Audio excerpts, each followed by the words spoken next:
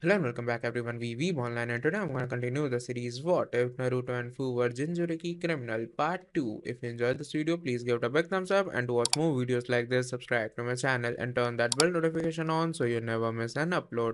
Now wasting no more time, let's begin. This time, the two of them simply took a real shower to get showered. After cleaning themselves and drying off, they returned to the bedroom to put on some more clothing. Kurama was napping in the middle of the bed when they finished getting dressed. Looks like he's making himself right at home. Fu thought it was very amusing. He seems pretty comfy right there. Looks like we've got a new sleeping buddy, Naruto said with a smile and a shake of his head. I don't mind. You up for a nap? Fu said as he lay down beside Kurama. With his arms wrapped around Fu, Naruto said, after that workout, a nap doesn't sound half bad. With Kurama sandwiched between them, they fell asleep. For the three of them, it was a pleasant time. They resembled a single, contented family. After receiving the fantastic news from Sakura, Sasuke had celebrated for the majority of the night, because they didn't want to take any chances with Sakura pregnant and all. Neither of them drank alcohol. But the very following morning, he had to visit his grandfather. It was going to take time, but he had to begin to gain Madara's trust. In order to finish this before Naruto and his friends found themselves in a difficult situation, he would have to get started as soon as possible. Being the sole young Uchiha at his grandfather's estate today, he was going to be by himself with his grandfather because Obito and Itachi had other commitments. Madara would have fewer distractions, so hopefully it would make things easier for him. He made his way to Madara's bedroom through the deserted hallways. Sasuke noticed his grandfather was already awake as he peered inside. Sasuke, I really wasn't expecting you so soon. Have you made your decision already? Madara said, appearing happy to see him. Sasuke responded, actually, yes I have. You were right about never having too much cash. The more I thought about it, the more that extra cash sounded pretty good to me. Sasuke knew he would want to go right to the point. After just one day, Madara thought it was a significant shift in mindset. I thought you said you were totally comfortable with the amount of money you had? She asked. Sasuke had to come up with a short explanation that Madara could purchase. He was trying really hard to think of anything that his grandfather would accept. He soon realized that he had the ideal justification for needing more money, one that Madara would even approve of. Well, I just found out last night that Sakura is pregnant and I've heard that babies can cost a lot of money. Sasuke nervously smiled as he spoke to him. Indeed, Sasuke had discovered the ideal justification. Madara was thrilled to learn of a new Uchiha. Well, now this is most wonderful news. You see, Sasuke, this is just what you needed. To be shown the value of family. You'll be restoring this family's honor and carrying on its name at the same time. My boy, I'm so proud of you. Sasuke said, damn, this family really is important to you, isn't it? After witnessing Madara's happiness for the first time. I can properly protect this family's legacy with your help, Madara assured him, adding, there's nothing more important to me than that. Well, I want to make sure that my wife and child are well cared for. I know that I make a lot of money now, but my future son or daughter is only going to get the best. What I make now might not be enough to cover that, Sakura said, indicating that her pregnancy was fortunate for two reasons. Madara saw that the man was finally speaking in a way that made sense. You're thinking clearly now. Uchihas never accept subpar work. Money is not a problem for us. We let the weak handle such matters. Unwilling to express his true feelings, Sasuke simply nodded, that with the right of the Uchihas, yes. Sasuke could scarcely believe his grandfather's perspective on the world. With pride, Madara turned to face Sasuke and said, I knew you'd see it my way. Time and the right kind of motivation were all that were needed. In order to avoid raising Madara's suspicions, Sasuke chose to gently introduce the next subject. But if I'm going to do this shit, I need to be filled in on a couple of things. After all, I can't enter this entirely unprepared. Madara realized, well, that's reasonable enough. Without the information, no sane person would act in this way. What particularly were you looking for? Sasuke needed to choose a good opening question because if he asked too much, Madara would begin to suspect something, but if he asked too little, Naruto would have nothing to work with. After some consideration, Sasuke thought he had a question that would work fairly well, so he said, let's start with an easy one. Which king are you going to strike next? After giving it some thought, Madara concluded it was safe to inform him, I have a very unique plan for that idiot who goes by the name Killer B. Even though I hardly know him, I already despise him. Of all things, he raps. Rap was just referred to as noise back when I was a kid. Sasuke simply remarked, I never was much for rap, as he thought it was a bit early to inquire about Madara's actual plans for B. I guess it's okay. I just like good rock and roll. According to Madara, classical is the only thing worth listening to if you ask me. She also didn't like that. Sasuke chose not to argue with him, saying, we could argue about this all day. Instead, could you simply tell me what I need to do in order to resolve the Nine Kings situation? Madara became enthusiastic once more, saying, yes, that is a great idea. I would greatly appreciate it if you could perform a few things for me. Wanting Madara to get right to the issue, Sasuke simply shrugged and said, all right, so what were you thinking about? Madara began listing a few easy tasks that he wanted Sasuke to complete. Nothing particularly difficult, but not something you could assign to just anybody. The majority of the tasks were straightforward, such as tampering with some United Sharingan defense documents or something similar, but Madara did ask Sasuke to do one thing that was truly worth his skills. You want me to protect Orochimaru, then? What is it that he needs to be protected from? Unable to comprehend his grandfather's desire, Sasuke inquired. Apparently, he unknowingly screwed over a crime lord by the name of Gato in a small city just outside of Konoha, Madara said without any trouble when she told him this part. He falsified certain information in an autopsy report when he was a coroner, which nearly led to Gato's imprisonment. Later on, Orochimaru discovered that a rival criminal lord had paid him off. Orochimaru requires some drugs that are only available in Gato's hometown, but Gato stays inside his own region so as not to annoy the other criminal lords. All you have to do tomorrow is prevent him from having his head blasted off. That's it? Sasuke could handle that like it was nothing. I nearly assumed you had a difficult task for me. I'm glad you feel that way, Madara said, admiring his approach. For now, that's all. You are free to go, but I would really appreciate it if you would stay and join me for dinner, just like your brother did. In an attempt to gain Madara's trust, Sasuke sort of wanted to say no, but he would merely need to have dinner with the elderly guy. Okay, what are you feeling like doing? Gaara and Hinata had decided to go out for lunch because it was the only time they were both free, and since they didn't want to go anywhere fancy, they went to a nice little steak joint, which wasn't a 4-star restaurant but had good food and friendly staff. Another important meeting was also taking place, but this one was romantic in nature. The only thing they really needed to do now was come up with something to talk about. Gaara had ordered a steak with some mashed potatoes coated in gravy and asparagus, a dish that any man would be glad to eat, and Hinata had ordered chicken Alfredo, which was straightforward but delicious. Gaara could think of one topic to discuss even though he wasn't sure whether it was a smart idea. So you're the heiress of the Hyuga Empire? Yes, but there's not much I can tell you about that, Hinata said, anticipating that would be one of the topics of interest. The business hasn't actually had any significant controversies because we've been too astute to allow such an event to occur. When my father retires, I'm probably going to take over, even though a lot of people believe that my cousin Neji should be in charge. I'm not quite as good at managing a business as he is. Gaara found it difficult to accept that. Are you certain about that? Without a doubt, you are among the smartest persons I have ever encountered. I'm not going to lie, I'm probably a little smarter than Neji, but he's much more cold-blooded than I am, Hinata said, blushing slightly at the remark. The problem is that I simply don't have the capacity to defraud other businesses in order to obtain what I desire. That, in Gaara's opinion, is something to be admired rather than a weakness. It's encouraging to know that some people still have compassion in such a heartless industry. Saying, well, thank you. Hinata touched Gaara's palm, making him flush. Naruto told me that you're kind of the same way, Hinata remarked. People you've screened and determined deserve to be jobs, or the only ones you take on. Not everyone is able to do that with honor. With a somewhat deeper flush, Gaara said, I do what I can, if nothing else. Well, it's nice if you ask me, Hinata said, wanting to talk about something other than herself. Tell me a little more about yourself, please. What led you to pursue your current career path? Gaara was aware that her primary question was about how he turned into an assassin, which was an incredible tale that resembled a scene from a movie script. It actually goes all the way back to the day I was born. My mother passed away as a result of the circumstances surrounding my delivery. My father didn't hesitate to place the blame on me. He treated me like the family dog while spoiling my brother and sister.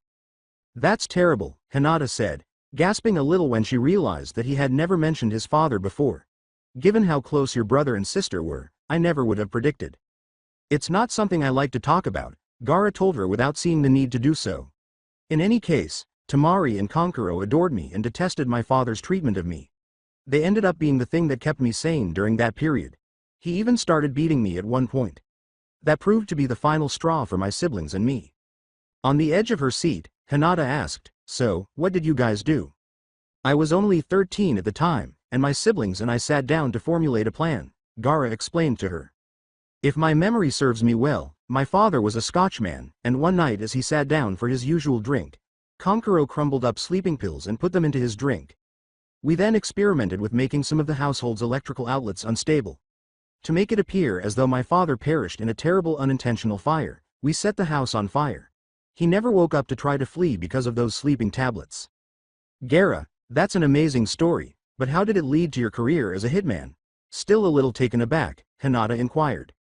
Well, you see, there was only one person who didn't buy our little rows, Gaara said as she reached that point. A guy by the name of Shinyu had made his fortune by exploiting the suffering of others. However, he underestimated me, which was one of his fatal errors. I pulled out my father's old handgun, which he had never registered, before the house burned down.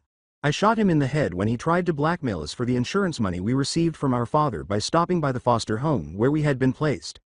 I told them the truth about the gun and that he attempted to rape me. The only thing I modified was that I never brought it to the police after the fire and claimed to have taken it out the night before because I wanted to look at it. Hinata was still missing. This story is very interesting, but are you gonna get to the part about becoming an assassin soon? Well, he was hated by pretty much everyone, so when I killed him I was made a town hero. Gaara assumed he was babbling. I received a lot of compliments, was referred to as a local hero, and even received gifts. It was fantastic, in fact. I therefore made the decision to spend the rest of my life killing terrible guys for profit. Hinata said, "That's amazing, Gaara. You're amazing," after observing how he got to where he was. "I'm honored that you think so," Gaara said, looking to check that their lunch had arrived. "Should we have some food?" "I'd like that. Just so you know, I'm having a wonderful time," Hinata said, grabbing her fork. When Gaara heard the words, "You have no idea how happy I am to hear you say that," her heart ached. The Kurama was still lying beside him when Naruto woke up, but Fu had disappeared. He discovered a message from Fu taped to his mirror, which said, "Dear Naruto, I apologize for departing so quickly. I didn't remember that I was going to see my uncle today.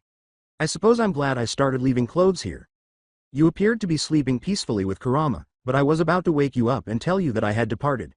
I will stop by shortly, Fu."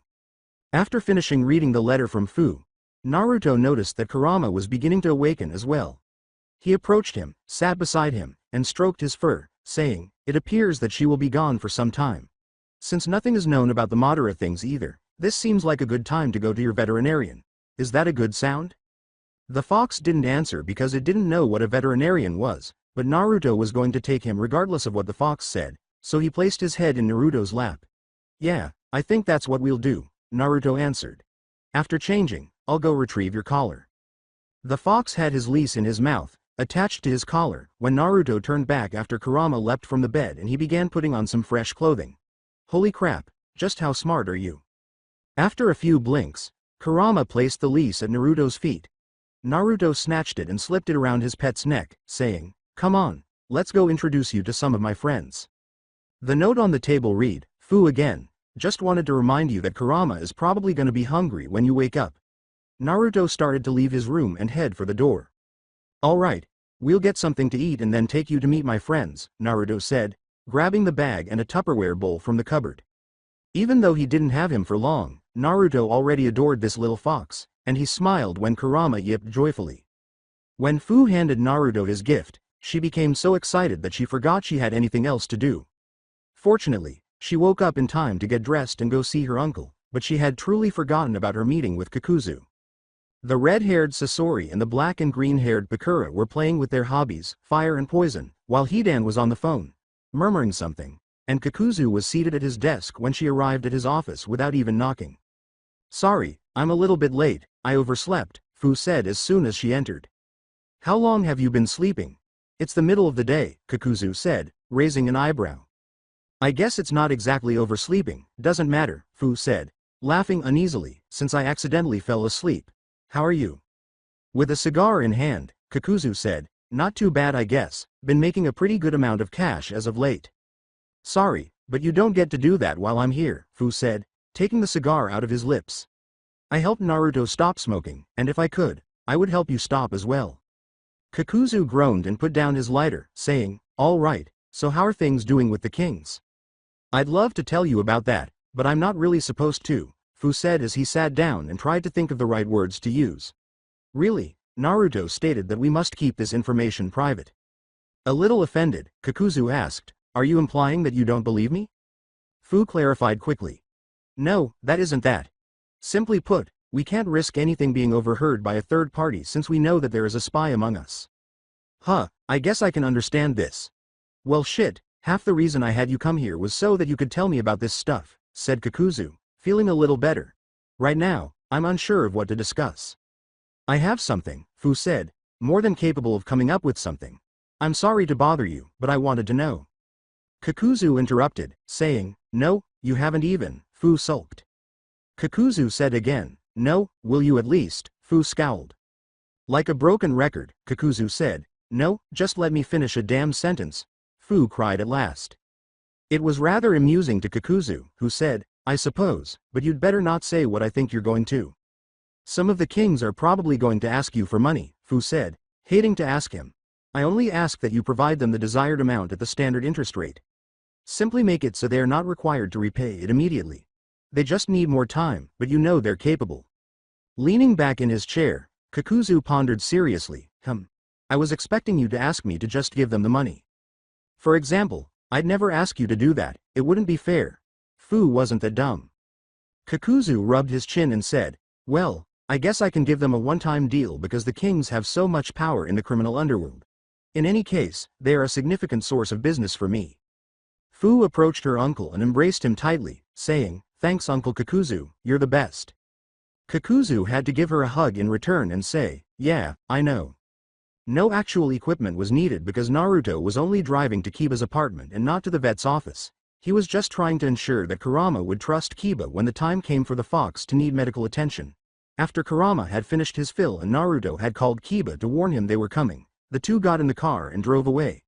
Naruto had a feeling that Kiba and Ino, like him, were going to love the little fella. When they arrived at the building, Naruto began to ascend the stairs and used the leash to force Kurama to follow him. Although the little fox managed to climb the stairs, it was difficult because his legs were still a little small, so Naruto chose to simply pick him up and carry him the remainder of the way.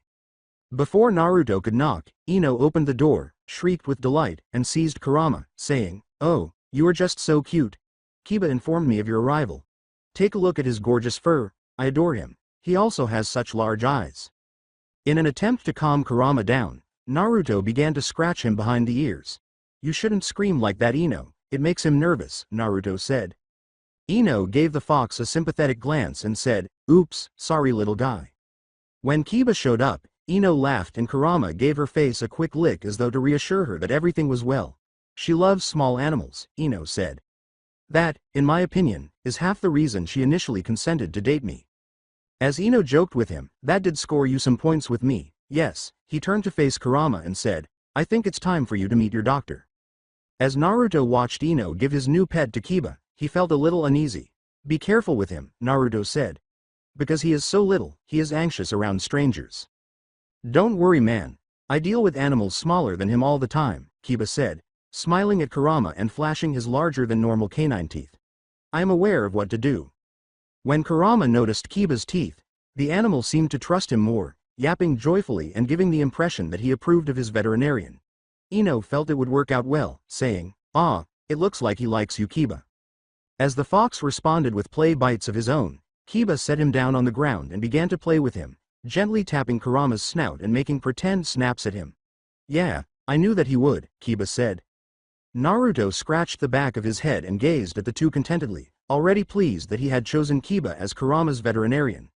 His new favorite fox appeared secure in his care, and soon he was on the ground playing with him, imitating Kiba's actions. This was going to be a fun afternoon. They had shifted their conversation from business to more personal topics, discussing Kakuzu's health and Fu's relationship, both of which were doing fairly well overall, with their businesses being the only thing that seemed to be going wrong at the moment. Pakura had stopped playing with matches and was actually listening to what they had to say, while Sasori continued to work on creating a new version of his favorite poison and Hidan read a strange-looking book with some symbols on it.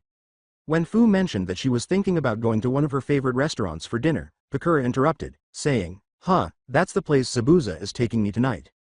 Zabuza was well known, so everyone turned and simultaneously said, "You and Zabuza?" "Yes, we happen to be quite fond of each other," Pakura said, not understanding the significance of the situation. "I think my capacity to kill is really amazing, and he thinks my love of flame is cute. It's kind of weird that those are considered to be desirable traits in the business we're in," Fu said, shaking her head. That was not Kakuzu's opinion. "Our profession is all about blood, guts, and money," he said. "In the end, we're just trying to survive, despite the glitzy portrayal in the movies.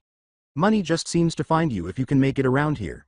However, as I mentioned, you must survive to obtain it." "Yeah, that's why we created the 9 Kings, Fu responded, knowing that his statement was accurate. "Without all we've put in place, the most of us would be dead by now. When the dust settles, I just hope we're all still here." As Kakuzu put it, "It's a miracle I've lived as long as I have, that's for sure." "You're definitely one old motherfucker," Fu said, glancing at her watch. "I have no idea how you did that. It was wonderful to see you again, but I'm going to have to leave, Uncle Kakuzu. Naruto shouldn't have to wait for too long." "That's okay, just don't be a stranger," Kakuzu said as he got up and gave Fu a final hug. "As soon as you can, stop by." As she made her way to the door, Fu waved goodbye to the others, saying, "I always do." The room in which he was standing was a complete bloody mess, and Sasuke could see that his clothes were splattered with blood, that the carpet was starting to absorb the blood, and that he was holding an Uzi with a silencer that was coated in blood. "I just hoped you could protect me, but you've gone above and beyond with this little stunt," Orochimaru said, surveying the room with approval. "You didn't tell me that drugs were kept right in Gato's freaking safe house," Sasuke said, glaring at Orochimaru. "For heaven's sake, you're lucky I brought my Uzi. Before I had a horrible feeling about this stuff. I had just intended to bring a handgun. It appears that I was correct." "Oh well, I have what I need," Orochimaru said, shrugging it off and opening the briefcase on Gato's dying desk. "These ought to be ideal for my research." Trying to speak, Gato laid on the ground and said, "I'll get you. Damn it, Orochimaru." Approaching him, Sasuke aimed the Uzi at his head and said, "Shut the fuck up, you penguin wannabe." He shot Gato in the head once, and Orochimaru questioned, "Want to be a penguin?" "The penguin, you know from Batman?" Sasuke shrugged. "He is a crime lord and quite short." Orochimaru realized all of a sudden, "Oh, I see it now. Really funny, Mr. Uchiha, really funny." "Thanks, I guess," Sasuke answered casually. "Is that all you need?" "Nope, everything seems pretty much perfect to me," said Orochimaru, who was still surveying the place and was more than content. "I should collaborate with you more frequently. We would have a great time." Sasuke stepped back a few paces and said, "Are you going to attack me?" "No, I'm not coming on to you," Orochimaru said, gritting his teeth in annoyance. "All I was proposing was that we could have some violent, dark fun together." With the Uzi slung to his back, Sasuke declared, "I kill for profit, not pleasure." Orochimaru disapproved, saying, "So much potential wasted. With your level of skill, you could do a lot." Working with this guy made Sasuke feel like throwing up, so he said, "I think I'll just keep working solo, but thanks." The briefcase was closed when Orochimaru picked it up and said, "Oh well, I suppose that it'll be enough fun to just hear about your exploits." Doing all of this for Orochimaru was a surefire way to gain Madara's trust, and it was only the next step in making sure everyone was safe. Sasuke still felt like this guy was hitting on him, which freaked him out as a straight man, but he kept quiet. Although B didn't always make the best decisions, he wasn't a complete idiot and could take care of himself just fine. Killer B wasn't in the best mood right now, and his brother seemed to be positive that if B was left to his own devices, he would find a way to get into trouble. B felt a little insulted by that. One of the issues with having your brother as your bodyguard was that you couldn't just tell him to fuck off. You had to wait and listen to him say, "Man, this fucking sucks." B was currently caged up in his office, waiting for it to complete reviewing his plans so that he could approve them. A really ought to quit making such a scene. He glanced at the wall and saw his line of different liquors piled up on it, most of them gifts from his clients, drug lords who were happy with the deals he'd given them. He typically received 4 or 5 bottles of various liquors in a week. People knew he didn't do drugs, but he loved a good drink, so they sent them to keep him on good terms, sometimes without a note, but B was happy to get them. B scooped up the bottle and poured himself a glass, saying, "Is acting like a dick, so I'll just get licked. There were 2 news ones today." A good bottle of whiskey and a really excellent bottle of bourbon, which is his favorite. Oh, I see. I didn't even understand that one. Before he realized what was happening, B began to cough and had trouble breathing. Bourbon was something he always loved, but this one didn't seem to love him back. He simply took a sip of it and sighed contentedly. His brother was hacking up a lung on the floor when he slumped to the ground, and heard a thump from the other room. He snatched up his phone and quickly dialed. Hello, Naruto? B. There's a problem with him. I believe a poisoned bottle of bourbon was supplied to him. Can I show Tsunade to him? Of course, I'll call her right away, answered Naruto hastily. Get B there, please. Come on, B. Don't you dare fucking do this to me, he said, hanging off and picking up his brother. You must succeed. His brother's life might be on the line, so he hurried out of the room and prayed he would reach Tsunade in time. One of the greatest doctors to have ever set foot on the planet was Tsunade Senju. In addition to being a highly skilled surgeon, she was able to diagnose nearly any illness and knew the best course of action for almost anything. Being in her skillful hands would make anyone extremely happy. But she had only lately returned to her previous career. Tsunade fell into a deep despair following the loss of her lover Dan from the same deadly illness that killed her younger brother. She had tried to drink away her suffering, but that was all she could do. When Naruto established the 9 Kings, everything changed. Naruto felt terrible for Jiraiya after she told him about Tsunade. Additionally, he was close friends with Jiraiya, and it was obvious that Tsunade's drinking was hurting him. Naruto succeeded in getting Tsunade off the bottle, but it had taken a lot of effort. She couldn't help but listen to him because he made her think of her younger brother. She was now Naruto's personal physician, caring for him and helping him out when he needed it. B was on the verge of death, thus he needed a great favor right now. With the aid of Naruto's funds, she had established a modest office for herself, complete with more than enough supplies to care for B. Outside the office door, it was pacing back and forth, hoping his brother was okay. Fu and Naruto rushed toward him. What's up with B? Is he okay? What the hell happened? They asked him again. A barked at them, he's dying, I don't know if he's okay, and it looks like that sick fuck Madara sent him some kind tainted bourbon. A wasn't in the mood for questioning at the moment, Naruto and Fu knew. Fu offered an apology, sorry we're just worried about our friend, that's all. I didn't mean to snap at you like that, I just don't want to lose my brother. Who else is coming? He said as he sat down in one of the chairs outside the office. The line, Gaara's coming, but all of the other kings were busy right now. I didn't tell them much, just that B was in the hospital, was nearly forgotten by Naruto. A muttered, I'm glad that someone else cares, as a fox suddenly pounced in his lap, making a thrilled that someone was even going to visit B. What the hell? He asked. The fox began to lick the big man's face after placing his paws on his chest. Laughing, Naruto said, that's my fox, Kurama. Animals are really good at reading human emotion, so he was just trying to cheer you up. Would you get off of? Oh, what the hell? He said, unable to be his typical grumpy self. While Naruto and Fu watched in interest, he began to pet the fox. Gaara soon followed, looking very perplexed and said, what in the fuck? Naruto simply ignored it. I'll tell you about it later. We don't know how B's doing yet. We're just waiting for Tsunade to come out and tell us. Oh my god, Tsunade was wearing green scrubs and had her blonde hair pulled back in a ponytail when she emerged. Son of bitch, that was a hard one. Is B okay? Is he gonna make it? He inquired hurriedly, setting Kurama down. Yeah, you got him here just in time. Tsunade groaned as she sat back against the wall. A couple minutes longer and he could have very well died. After shaking Tsunade's hand, he said, thank you so much. Just, thank you so much. Without question, Tsunade said, I'm happy to do it.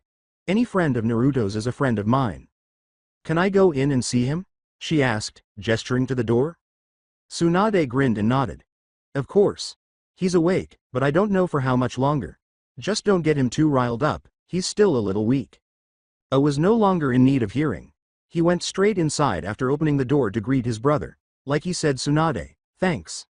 I owe you one, Naruto remarked, turning to face Tsunade and giving her a brief embrace. Even though he didn't feel obligated to her, Tsunade accepted the embrace, saying, come on Naruto, you know I love to help you. Nice to see you guys too, Fu, Gaara. With a small wave, Fu said, hi. Gaara nodded more solemnly and said, hello. What the hell was in that bourbon that he had that kind of reaction to? Was the main question that Naruto was currently thinking about. That took me a while to figure out. His throat was closing up and I remembered in his file that he's allergic to certain types of medications, Tsunade said after struggling to figure it out on her own. Naruto had given Tsunade access to all of the king's files. So I stopped looking for poisons and started treating it like an allergic reaction. Lo and behold, he started to get better. Wait, how did this guy know what kind of medication B was allergic to? Fu asked, scratching her chin. It wouldn't be hard to figure out for someone with access to medical records. Any doctor could figure it out, Tsunade said in response to that question as well. Subconsciously, Naruto said, Orochimaru. That son of bitch did it again. Tsunade asked, did you just say Orochimaru? As soon as she heard the name. Yup, your old buddy from the coroner's office has been causing us a lot of problems, said Naruto, who detested the man despite never having met him. Naruto's snarky statement, believe me, we're not buddies. That man is a fucking psycho who should be shot between the eyes. What does he have to do with any of this? Didn't exactly sit well with Tsunade. Naruto thought about how much he wanted to tell her. Well, I can't tell you everything, but most of the Orochimaru stuff I'll fill you in on. Do me a favor and don't tell anyone else about this stuff. We're trying to keep it really hush-hush right now, ya know? In response to his concerns, Tsunade waved, yeah, just get to the point already. Naruto began to answer her questions after noticing her eagerness. The majority of what Naruto stated was new to Tsunade, but she already knew a tiny amount because they had to tell her some things to save B. She simply shook her head when Naruto was done talking, saying, I knew he'd never just go clean. He was doing some pretty fucked up things when he was a coroner, I just couldn't prove it. Jiraiya had told Naruto the same thing, he's a slippery little snake. Tsunade responded, that he is. B's doing fine now. You guys should probably go and tell the other kings that he's alright, before leaving. She's right, Naruto. This is the first time a king's life's been gone after, and they need reassurance that it wasn't successful, Gaara said, reminding everyone that he was present. Didn't Jiraiya say that Madara probably wasn't gonna try and kill us? Fu asked himself. Naruto had already determined that, he was proving a point. Madara was making sure that we knew, if we wanted us dead, we'd be dead. Right now he doesn't know that we know who he is. So he thinks that we think he's just a mysteriously powerful stranger. Listening to it made Gaara's head hurt. Naruto, what the fuck are you talking about? She asked. Sweetie, you're not making a ton of sense right now. Fu was also confused. As he explained, just let me call the other king and I'll tell them what happened. I don't want us meeting up right now and getting into a huge argument, so a call seems like the best choice. Naruto was beginning to understand Jiraiya's feelings. Okay. Gaara and Fu said, but we'll make some of the calls too. It'll go by faster that way. Sounds good. Let's get this damn thing over with. Naruto declared without argument, I just know all of these guys are gonna be pissed.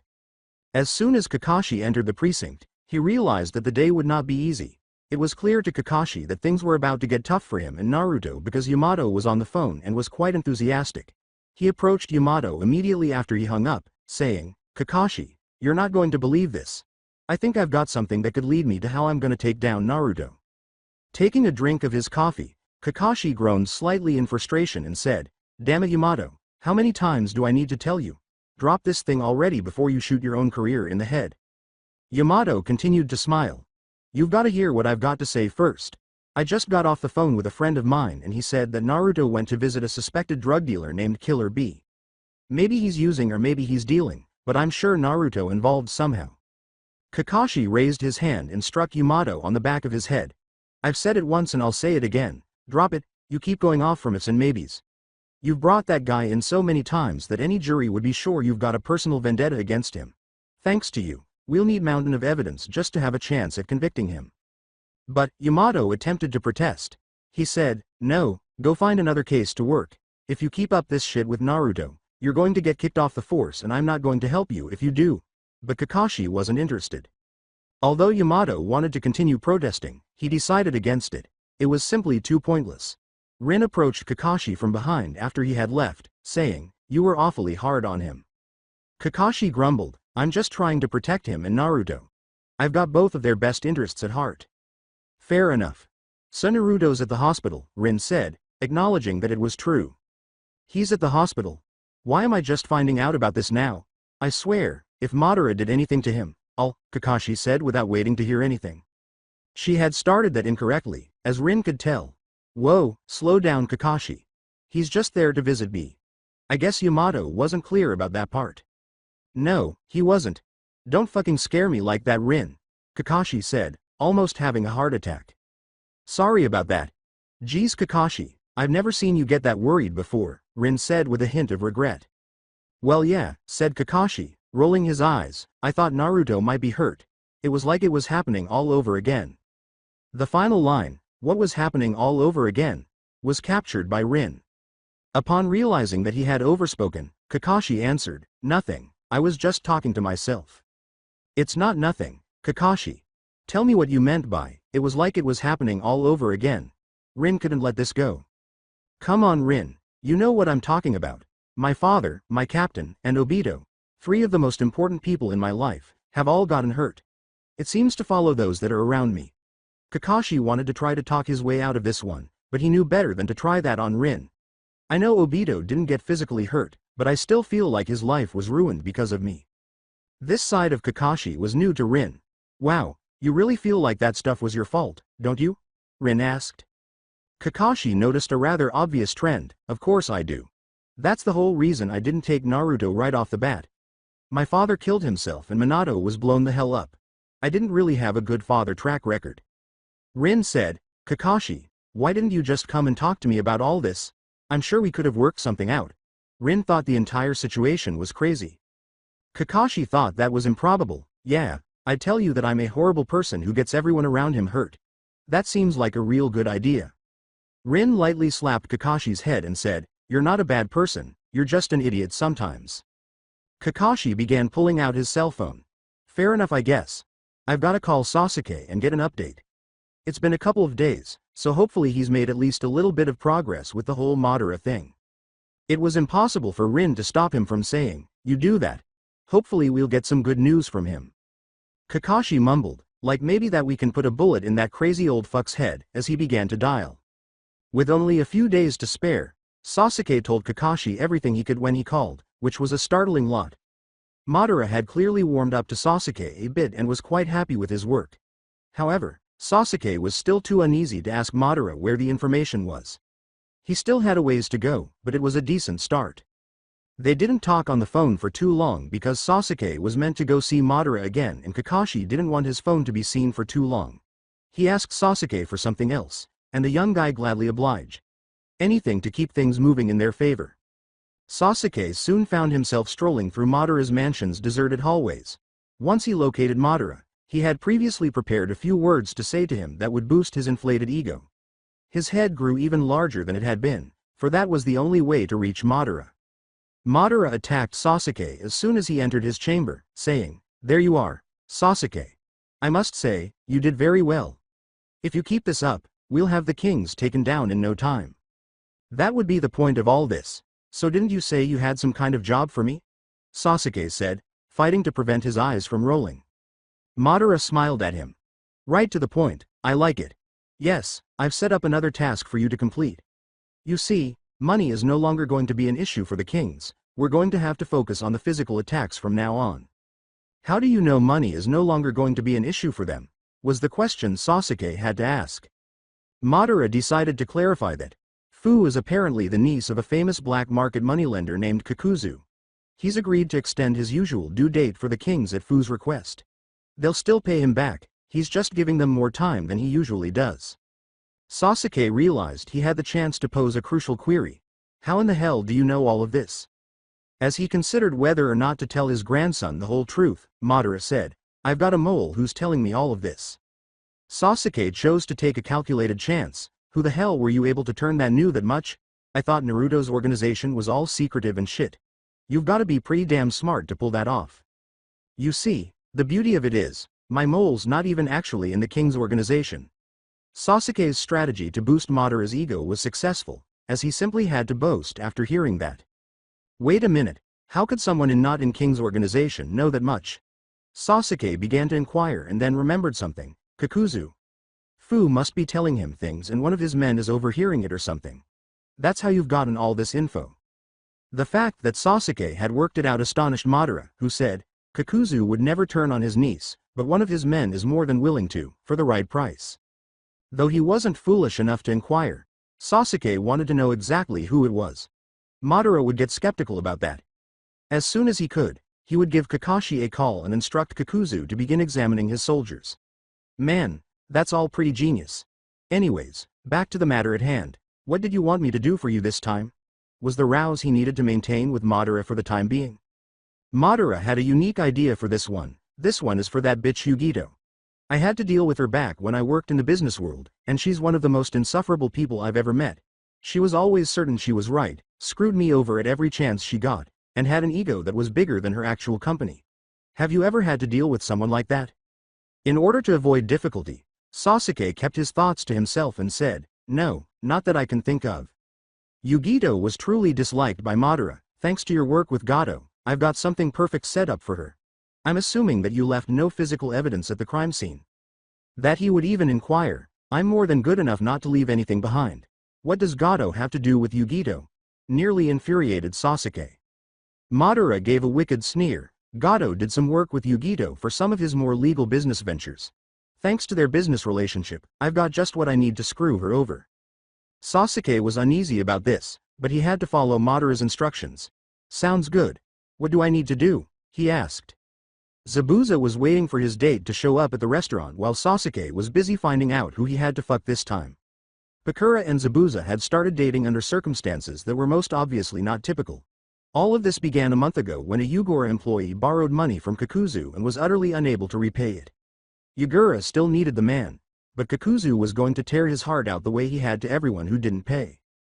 The two came to an agreement that would allow Yugura's guy to survive after much arguing. He would forgive the debt if Kisame or Zabuza agreed to assist Pakura with a small project she had been working on for Kakuzu. Naturally, Kisame and Zabuza would not receive payment for this, which presented a challenge for Kisame. Nothing that he accomplished was free. Zabuza was essentially forced to do it by default.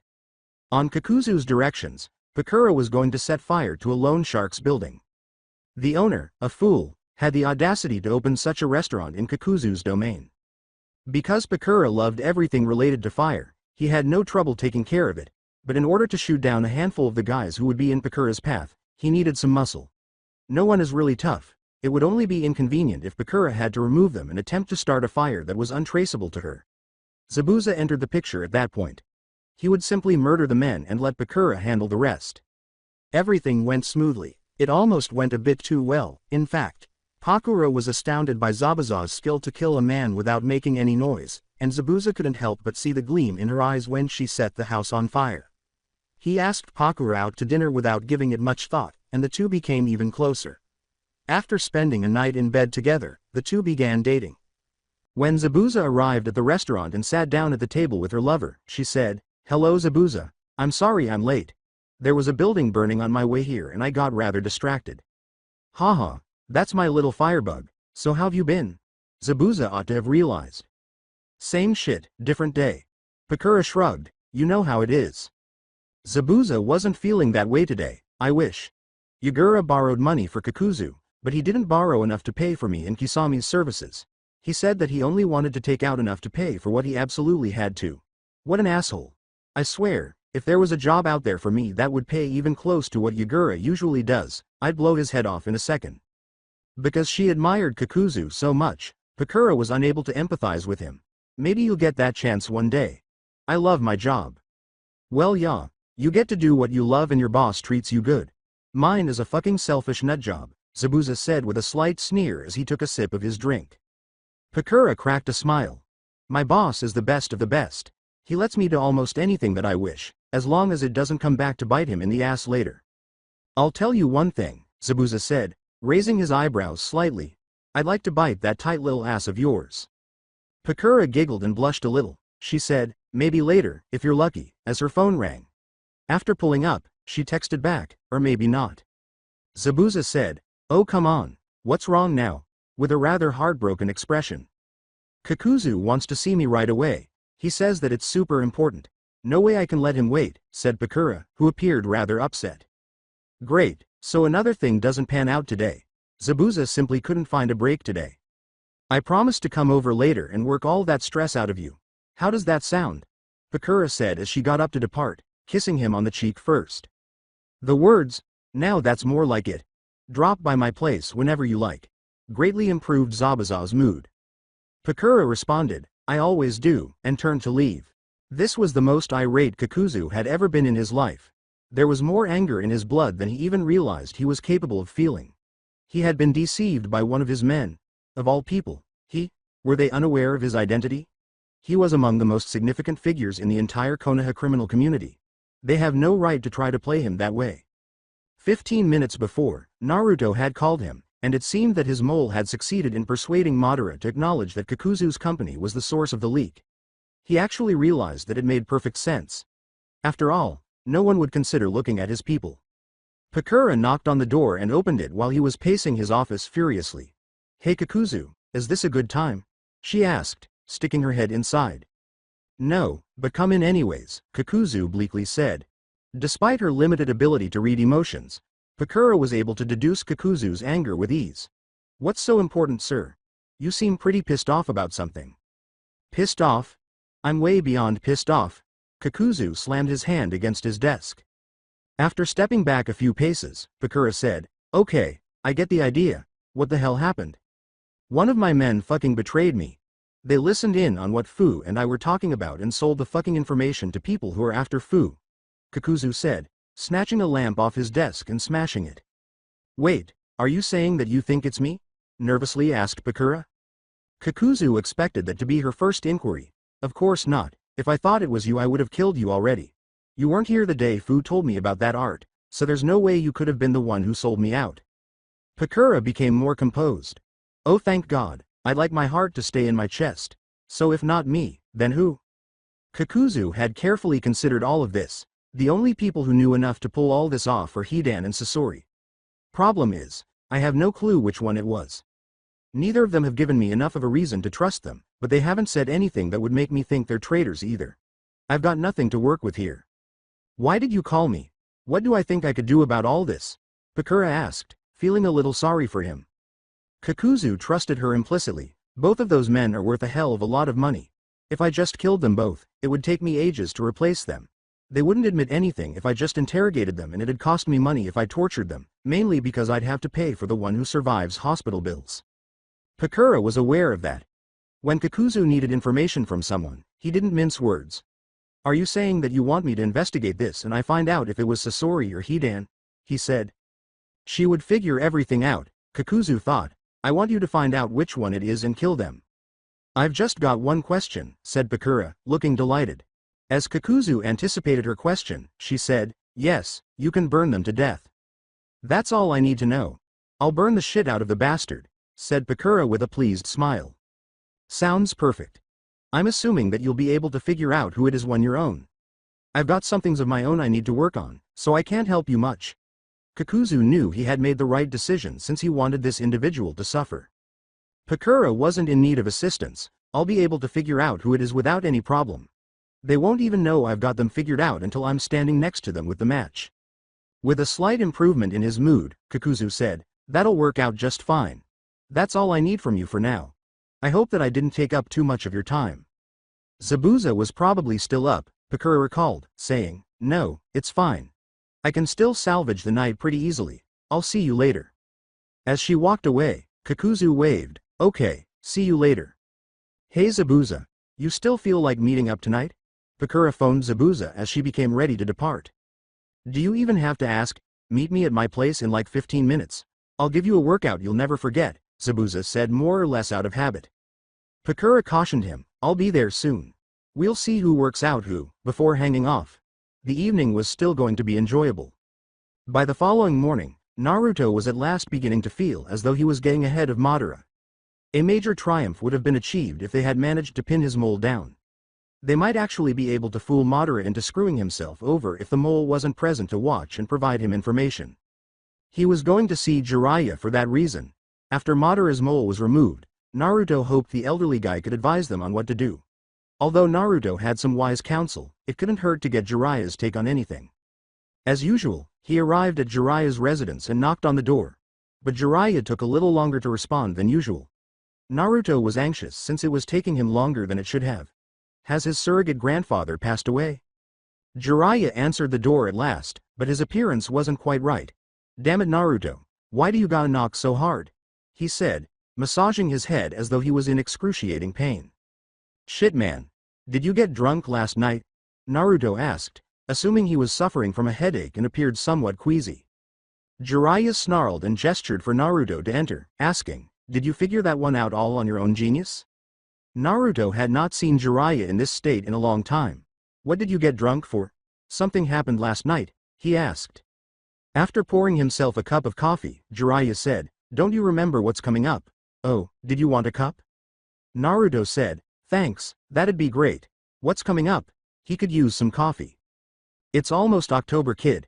Yesterday marked 25 years since Minato first told me he was going to be made captain, and it was almost time for Kushina to have you," Jiraiya said, passing Naruto one cup while stealing the other. Naruto hadn't even considered it. "Wow, it's that time again already. I'm gonna be 25 soon, aren't I?" he asked. "Yes, you will be. I was thinking about that last night and hopeful seemed.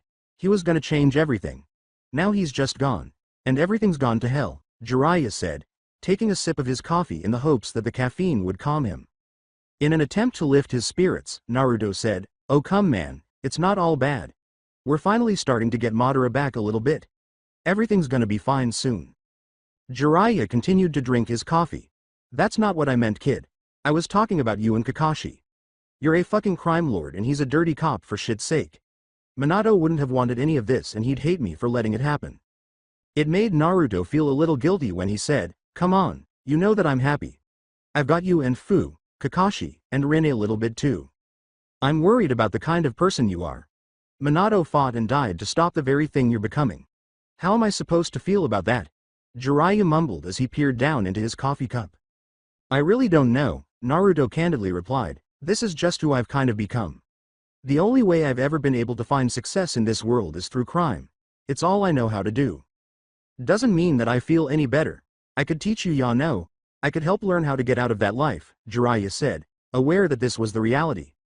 Scratching the back of his head, Naruto said, "Jiraiya, you know that I can't do that." "Yeah, I know. So what did you come here for?" Jiraiya said, letting out a sigh and taking a sip of his coffee. In order to cheer Jiraiya up, Naruto said, "Don't worry about it. How about we do something fun for today? We could go see a movie, go to a shooting range, something like that." Naruto was no longer concerned about Madara. Jiraiya didn't seem overly enthusiastic about the plan, but he didn't voice any objections either. "All right, that sounds like it'd be nice. Will you excuse me for just a second? I need to call someone real quick." Naruto realized he needed to employ the heavy guns. Jiraiya said him, "Yes, my coffee takes a few minutes to start working anyhow." To make his call, Naruto got up and went to a side room. "Hello?" was the first response from the person on the other end after a few seconds. She replied, "Hey Tsunade, it's Naruto. I'm at Jiraiya's right now and I was wondering if you could come over and help me cheer him up." Tsunade questioned doubtfully, "Cheer him up? What the hell's got the old pervert in a bad mood to begin with?" "Well shit, I guess that I could come by and try to improve his mood. But if he starts to hit on me," Tsunade said as Naruto revealed what they had been discussing, making her feel a little bad. She didn't have to finish because Naruto said, "Then you're free to leave. Just get here quick. I've never seen him depressed before. It's kind of creepy." Naruto tried to prevent Jiraiya's mood from worsening over the following 20 minutes after he hung up. Naruto did not hold the man responsible for his rather agitated appearance. His life never turned out the way he had hoped. The man's ability to make the most of what he had been given actually pleased him. However, even such men required occasional encouragement. Naruto was therefore overjoyed when Tsunade eventually showed up. Naruto told Jiraiya to sit down and he would fetch it once he had gotten up to answer the door. Better yet, it should be a surprise. When he answered the door, he saw Tsunade wearing sweatpants and a green tank top, casual attire. "Hey Tsunade, glad you could make. Jiraiya really needs some friends right now." She still looked amazing in them despite her advanced age. "Whatever, not like I was doing anything else. So where is he?" Tsunade asked as she entered. "Hey Tsunade, what are you doing here?" asked Jiraiya as she entered the kitchen before Naruto could respond. "A little birdie told me that you've got a bad hangover, so I figured an old pro like me would be the best one to come over and help you. Mind if I get some coffee?" Tsunade had been hungover enough times to know that Jiraiya had been shitfaced the previous evening. With a shrug, Jiraiya said, No, help yourself. Tsunade quickly followed Naruto as he sat back down in his chair. So what the hell's got your patinas up in a bunch? Naruto asked. Almost spitting out his coffee, Naruto said, way to be subtle there, Tsunade. Tsunade took a sip from her cup and remarked, you should have called someone else if you wanted subtle. Jiraiya stared at Naruto and Tsunade, what are you guys talking about? Sure, I was a little down last night, but I just had some bad memories come up. You guys must have felt like that before. I've got some bad memories of my time in foster care. Some of those assholes were rough, Naruto said, unable to deny it. And I can't say that I never think about the day I watched Dan die in the hospital, Tsunade continued. Jiraiya felt compelled to tell them, sure, it can be rough at times, but that's just life. You guys don't need to come and cheer me up just for that. I can handle myself just fine, I'm a grown man after all. I understand that you don't need us to take care of you, but that's not why we do it in the first place. You're our family, Jiraiya, and we don't try to make you feel better because we have to, we do it because we want to, Naruto stated after giving it some thought. After sipping her coffee, Tsunade remarked, yeah, what the kid said. Well, what else can I say to you guys but thank you? Jiraiya said, smiling softly. Though he didn't have much time to appreciate it, Naruto was happy that he had become a little more alert. Suddenly, Naruto's cell phone began to ring uncontrollably. The fact that he had to use the fucking thing so frequently made him detest it. I swear, I'm gonna smash it into a damn wall one of these days. Jiraiya and Tsunade waited to hear his response as he picked up the phone. Suddenly, Naruto let out a loud groan and said, oh fuck me. Yeah, I'll be there as soon as I can. Another issue? Jiraiya asked, wondering what the issue was now. After finishing his coffee, Naruto said, you got that right. Yugito's one of the prime suspects in a murder investigation. Tsunade was compelled to inquire, did she do it? Naruto responded, no, she's innocent with this one. If she'd done it, she would have just told me, acknowledging Tsunade's reasoning. Yugito had committed a number of bizarre acts while operating as an organized crime boss. Apparently she used to work with a guy named Gato and the guy ripped her off on some deal. It was years ago, but it still qualifies as a motive. I don't know the full details yet, but supposedly there's some evidence that might point to her. They haven't charged her yet, but doesn't mean they won't. I've gotta go clear all of this shit up and figure out what's going on. Talk to you guys later. The young blonde departed to save his friend's ass after they both bid him farewell. So did you really mean what you said before, about liking to cheer me up? Jiraiya said, turning to face Tsunade. Yes, I do, just don't let it go to your head, Tsunade said, knowing better than to try to lie. Don't wanna risk you smacking me, now do I. Jiraiya only grinned. From behind her coffee, Tsunade glared at him playfully and said, no, you don't.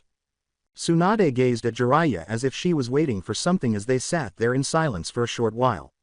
What? Jiraiya finally questioned. I'm waiting for you to make some kind of perverted joke, Tsunade said. You never miss a chance when you're around. Jiraiya furrowed her eyebrows. We were having a nice moment.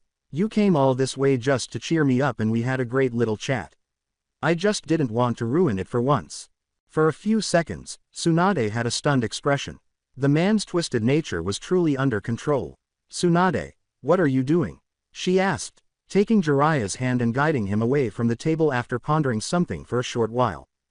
Tsunade raised his hand to his lips. You're being very sweet today, and to be honest, it's been a while for me. I haven't had sex since Dan left, and believe me, my body knows it. We're going to go upstairs and make love. However, you're not to tell anyone about this unless I say you can. The last thing Jiraiya could think of to say was, of course not, I would never do something like that.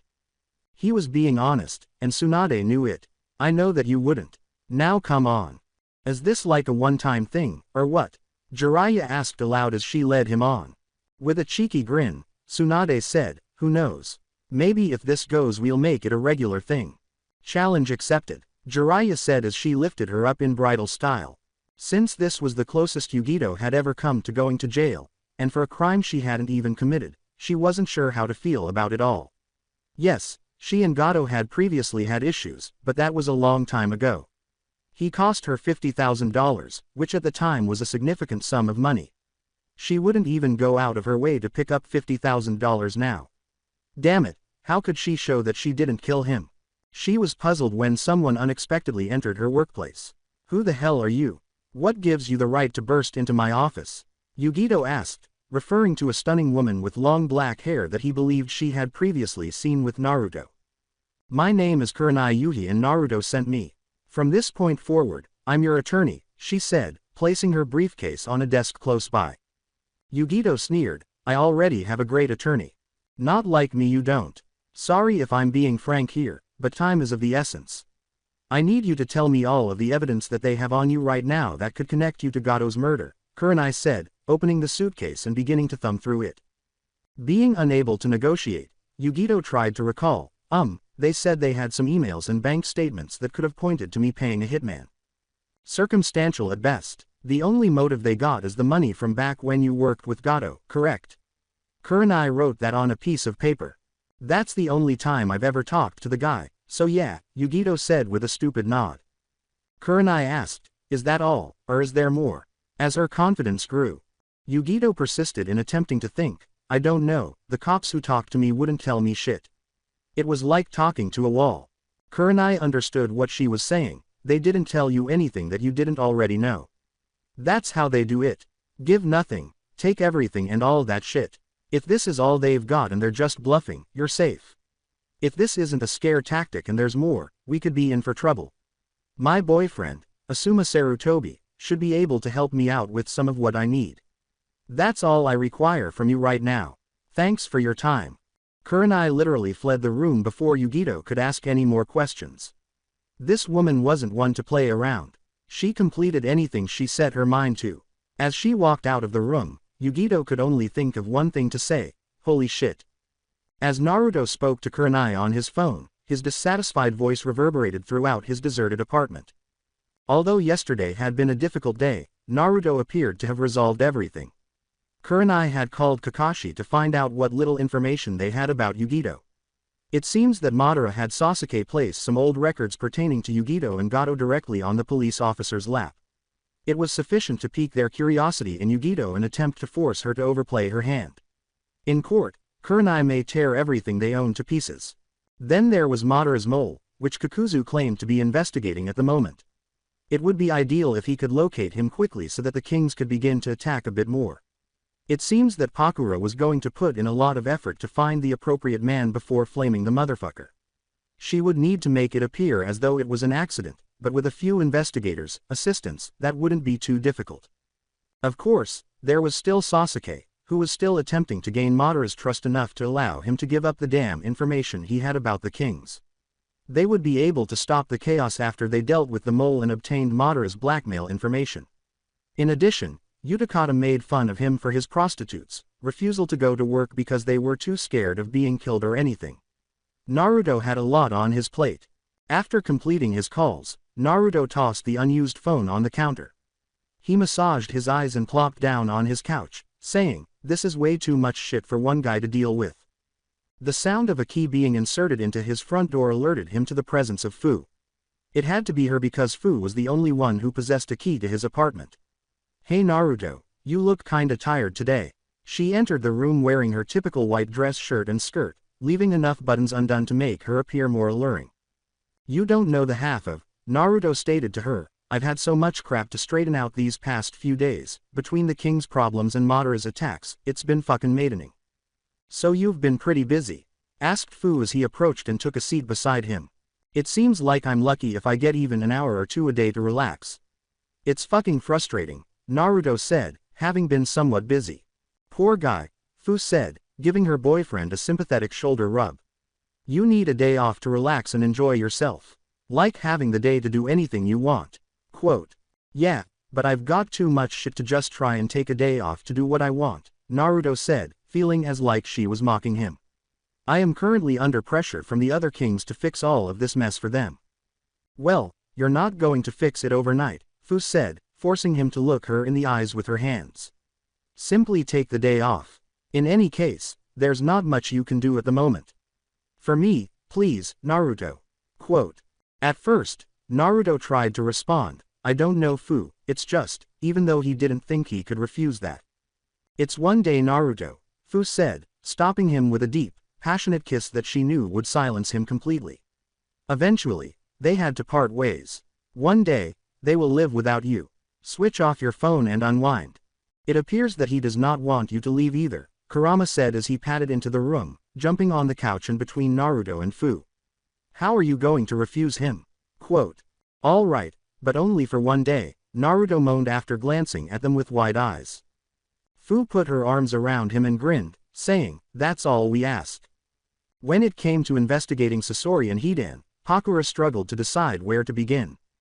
Their financial records may have seemed like the most obvious place for most people, but she had a suspicion that they wouldn't reveal much. Sasori and Hidan both had odd jobs outside of working for Kakuzu, so they had cash coming in and going out of the bank frequently. Therefore, there was no way for Pakura to determine the source of the cash in their banks without raising suspicions, so that wasn't an option. Although Pakura had no idea what she would discover, she thought that looking into their pasts would probably be the best course of action. She asked Kakuzu about them first, and despite his hectic schedule, he was able to share some information with her. According to what Kakuzu had been able to learn, Sasori had previously worked as a high-ranking agent for a government, though he never specified which one. He had been used as an assassin and an undercover agent. When he decided he no longer wanted to be an agent, he used all of the information he had on his superiors to quit without them pursuing him, because if they did, he would have told everyone about everything he had done for his commanding officers. Today, he simply used his skills to earn money and led a very comfortable life. Hidan, on the other hand, was a little more mysterious. Little was known about him except that he was apparently impossible at escaping death. He had been shot, poisoned, stabbed, strangled, and pretty much anything else you could imagine, but he always survived. It didn't seem possible, but the man always found a way out. That was about all Kakuzu had been able to tell her, though, and she wasn't sure whether Hidan had a motive to betray Kakuzu. If Pakura had to guess, she would give Sasori a slight advantage because, although he had no motive other than murder, he had the background that seemed to fit for something like this. Pakura didn't have much to go on from when she learned about those two, but it was a starting point. Her next step was to learn more about Sasori's world. Sasuke let out a long sigh as he entered his grandfather's empty house once more, his footsteps echoing through the empty space.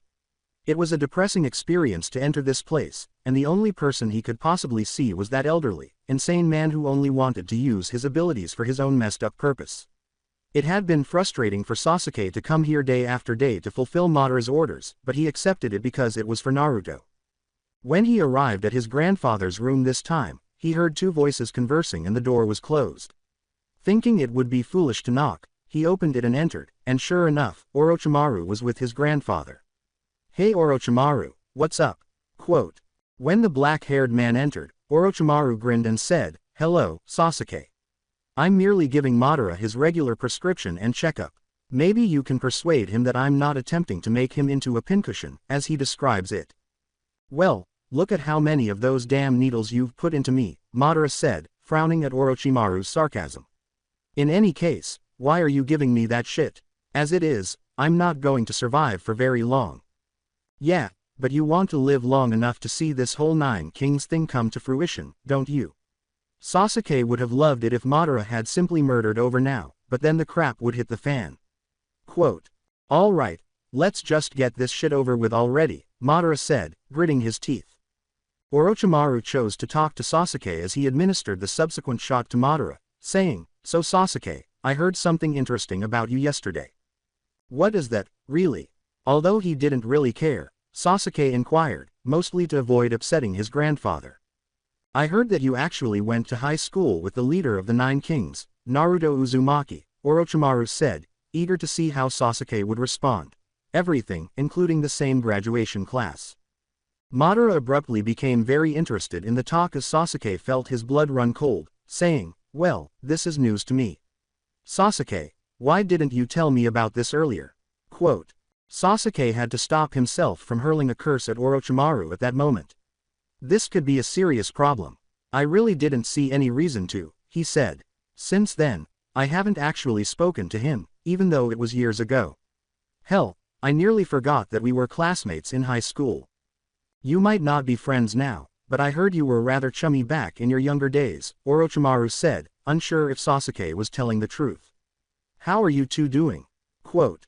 Madara also appeared to be somewhat curious, saying, "Yes, Sasuke, what happened? I'm rather interested in knowing." Now that we were out of high school, Sasuke was about to choke Orochimaru. I went with the Uchihas, and he went with the criminal world. We simply drifted apart, that's all. Madara didn't seem to be buying it, but Sasuke eventually replied, "I suppose I could see why you'd drift apart. A Uchiha doesn't have any reason to spend time with him, but I still think that we could use this." "Make use of this. How might we put this to use?" Sasuke inquired, starting to question what Orochimaru had started. In addition to putting Sasuke's devotion to the test, Madara's plan would bring them one step closer to overthrowing the kings. It's really easy, really. Naruto and you used to be extremely close friends. It might be advantageous for you to re-establish your friendship with him. Would it be so difficult to believe if you suddenly decided you wanted to get back in touch with an old friend? Quote. Sasuke wanted to come up with an absurd argument, but he had none at all. "Well, that might work," he said. "Although I'm not sure how long it would take or what we would receive from it, I'm confident I could do it." Madara appeared to be giving him a very suspicious look, and it was clear that this new information made him anxious. "All right, good, I'll be giving you that duty today. You are free to depart." Sasuke left as fast as he could without making it appear suspicious. How Orochimaru knew about his past with Naruto was unknown to him. He most likely just chose to investigate Sasuke's past and found out, but it was going to be a big problem because Madara would find it much more difficult to believe anything he said. If Sasuke had previously thought Orochimaru was a jerk, he thought the man was a motherfucking piece of shit, bastard, and cocksucker. Orochimaru asked Madara some crucial questions as he was departing, including, "So you really didn't know about Naruto and Sasuke's friendship?" Quote. Madara shook his head and said, "No, I was unaware. However, I'm not very worried about it. It was only a friendship from high school," as he stated. "I have faith that my grandson wouldn't allow that to hinder the Uchiha Empire." "Yes, you're probably right," Orochimaru reasoned, assuming that if Madara trusted him, so could he. For the time being, it's probably nothing to fuss over. After leaving Madara's house, Sasuke called Kakashi to deliver the bad news. He had attempted to call Naruto first, but it appeared that he had turned off his phone because the call went straight to voicemail. Sasuke tried to explain everything to Kakashi, but it was a complicated situation, and now he had to be even more careful about how he walked around Madara, which wasn't good because they wanted to get that information quickly. After hearing his story, Kakashi wanted to yell, "Will you please murder Orochimaru? As long as he pays for the misery he's causing me, I'm okay with either of us beating the living daylights out of him until he's too damaged to function." The similar thought crossed Sasuke's mind, "If only. I know that my grandfather would take that as a red flag and then he'd make things even harder for us." After making a small joke, Kakashi said, "Well, we'd just kill him too. Simple as that." Sasuke was chuckling. "Once we get the information, we can do just that. I've gotta go home and check on Sakura. Hopefully you guys can figure out something that'll get us back on top." Kakashi answered, "Yeah, hopefully. Talk to you later, Sasuke. Good luck with your wife," just before closing the call. He groaned a little and slumped back in his chair. Rin saw Kakashi was in a bit of a mood as she passed by. "Hey Kakashi, is something wrong? You look like you just ran over a puppy or something," she felt compelled to question him. Kakashi stated, "The problem is, Madara just found out about Naruto and Sasuke being friends in high school. He doesn't know about them being close now, thank God, but Sasuke still feels that his credibility has taken a hit. It could take longer to get Madara's information than we originally hoped." Oddly enough, Kakashi thought that situation might improve his mood. "Luck really isn't on our side with this stuff, is it?" Rin asked as she took a seat across from him. Kakashi remarked, "We've got plenty of luck, it's just not the right kind. Naruto's not answering his phone right now. He texted me earlier today and said that if anyone asked, he was taking the day off. Should we go to his house and tell him what happened or just let him be?" Rin didn't see any reason for him to do so. No, let him enjoy himself for a day. He's been so stressed lately and there's nothing for him to do right now anyways. A little relaxation will be good for him. Kakashi concurred. "Well said." Sasuke said Madara wanted him to get close to Naruto. "How do you think that we should go about doing that?" Rin understood that would be one of the most difficult things to find out. In order to make it impossible to detect that Naruto and Sasuke had been friends for years, they would need to fabricate a relationship between them. Why don't we go and see Jiraiya about that one? He's probably going to have a lot better plan for this than we do, she said, feeling overwhelmed very fast. That seems like the least risky way to go down. I'll give him a call later. I have some stuff I need to do for my actual cases or the higher-ups are gonna get suspicious, was exactly what Kakashi had been thinking. Me too. What do you need? About 2 hours? Asked Rin, who was in a similar situation. 2 hours will probably be enough. Meet me out front once you're ready. Is something Kakashi could work with. Rin pointed to the box of glazed donuts on Kakashi's desk and said, sounds good. Mind if I take one of those donuts? She was shown the box by Kakashi, who said, no, help yourself. I eat too damn many of these things as it is. Rin accepted one, thanked him, and moved to her desk.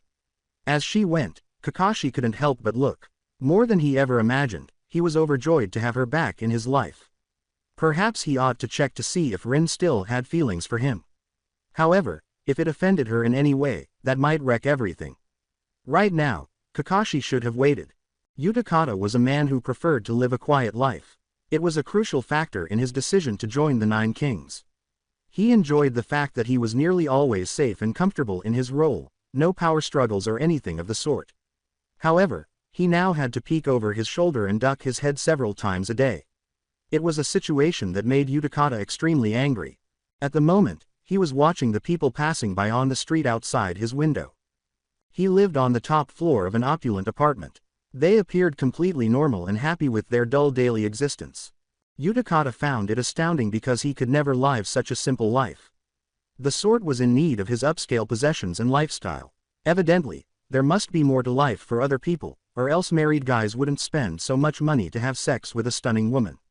To Udakata, these were simply men who wanted to feel new pussy, they weren't cheating bastards.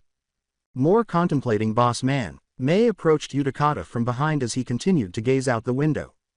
Contemplating and worrying, Udakata murmured with a bit of, Naruto isn't taking care of this issue fast enough for my liking. The moment the girls found out someone was gunning for the kings, about half of them said they wouldn't work until they knew it was safe again. They're afraid someone's gonna come after them to hurt my business. Mei said, I can't blame them for not wanting to die. They're just being safe, Udakata, nothing more. Udakata wasn't as kind about it as she was, they're a bunch of cowards. I mean honestly, just suck it up and go make some cash. Do they really think that I would let them go out there if I didn't feel they were safe? Don't you dare talk about my girls that way. You're not the one going out there and risking your life to bring home the cash. Mei became rather irate upon hearing that. Her statement, I provide them with protection, did not convince Udakata. No, if someone doesn't pay enough or tries to harm the female, you have a man go kick the snot out of them. They are left to fend for themselves after that, which offers little protection while they are entering. Mei, who was on the verge of hitting the man in the face, yelled, you get to sit in this condo all safe and sound while they're out there making you money. If you say one more word, I'll, Udakata said, raising his fist as if to strike her. Quote. Mei interrupted, saying, you'll what? Strike me, rape me, murder me, yes, exactly, we both know that I could use my bare hands to kill you. I just refuse to accept this position because I don't want to put up with the headaches. I'll replace you with someone that respects my girls if you don't. Quote. Even if there was some truth to what she stated, no one spoke to Udakata in that manner. Why, you little bitch. If you even touched me, you would be killed since I am one of the 9 kings of crimes. Quote. Mei squinted, what the heck? I still have the option to simply get up and go if I so choose. Would you ever consider attempting to take my place? Quote. Angry and lustful, Udakata gazed into her eyes and said, my God, you're sexy when you're angry. When he attempted to approach, Mei shoved him, saying, fuck you. I'll say it again. I'm never going to sleep with you. Fuck off. I told you that the first time you attempted. Quote. I could kill you and have you replace you in a heartbeat, Udakata said, glaring at Mei, but damn it, I could just never bring myself to do it. There's something special about you, lady. And you'll never find out what it is. Mei shouted back as she turned to go. I can assure you that if you don't show my daughters some respect, we will go somewhere else. Quote. That woman was the object of Udakata's love and hate. and he would not let up until he saw her in his bed. Kakashi and Ren were preparing to go and see if Jiraiya could help them again while Udakata was being shot down in flames, and they finished their work a little earlier than they had planned, which was good because they needed all the time they could get, and they both got anxious when other people drove, so they switched back and forth to please each other. Kakashi was usually a little faster, but Ren preferred to drive more cautiously, and they arrived at Jiraiya's in a relatively short time. Jiraiya shouted, "Whoever you are, I'm going to need a second." Ren approached the door and knocked. Quote, "He must have a food on the stove or something like that," Kakashi pondered aloud. Ren proposed, or a woman with him. That seemed improbable to Kakashi. "No, the only woman I could see him sleeping with these days is," she said. Someone shouted, "Relax Jiraiya, I got it," from the other side of the door before he could continue his sentence. When he noticed the door open, Kakashi said, "Tsunade." Knowing who Ren and Kakashi were, Tsunade wasn't angry to see them. In fact, she thought they were nice to chat to. "Hey guys, what are you doing here?" Quote, "We're here to ask Jiraiya a couple questions," Ren said, observing that Tsunade's hair was disheveled and her clothes appeared to have been tossed on haphazardly. "How about you? It's lunchtime, and it appears that you stayed here overnight or something." Tsunade blushed as she responded, "I kind of spent the morning in bed," but then added, "Well, to be more accurate, we spent the morning in bed." Kakashi's mask tore off as his jaw almost fell. "Wait, you and Jiraiya?" Quote, Tsunade assumed she could rely on these two. "Yeah, Jiraiya and I." She peered down the stairs to see Jiraiya coming down, and she whispered to them once more, "Although I'll admit, it looks pretty good right now. Don't tell anyone about this though, it's not sure thing yet." "Oh hey, Kakashi, Rin, what brings you two here?" Jiraiya approached them from behind and posed the same query as Tsunade had.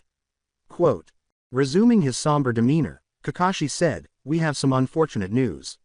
Orochimaru, your guy's longtime friend, looks to have discovered the ideal method to cheat on us once more."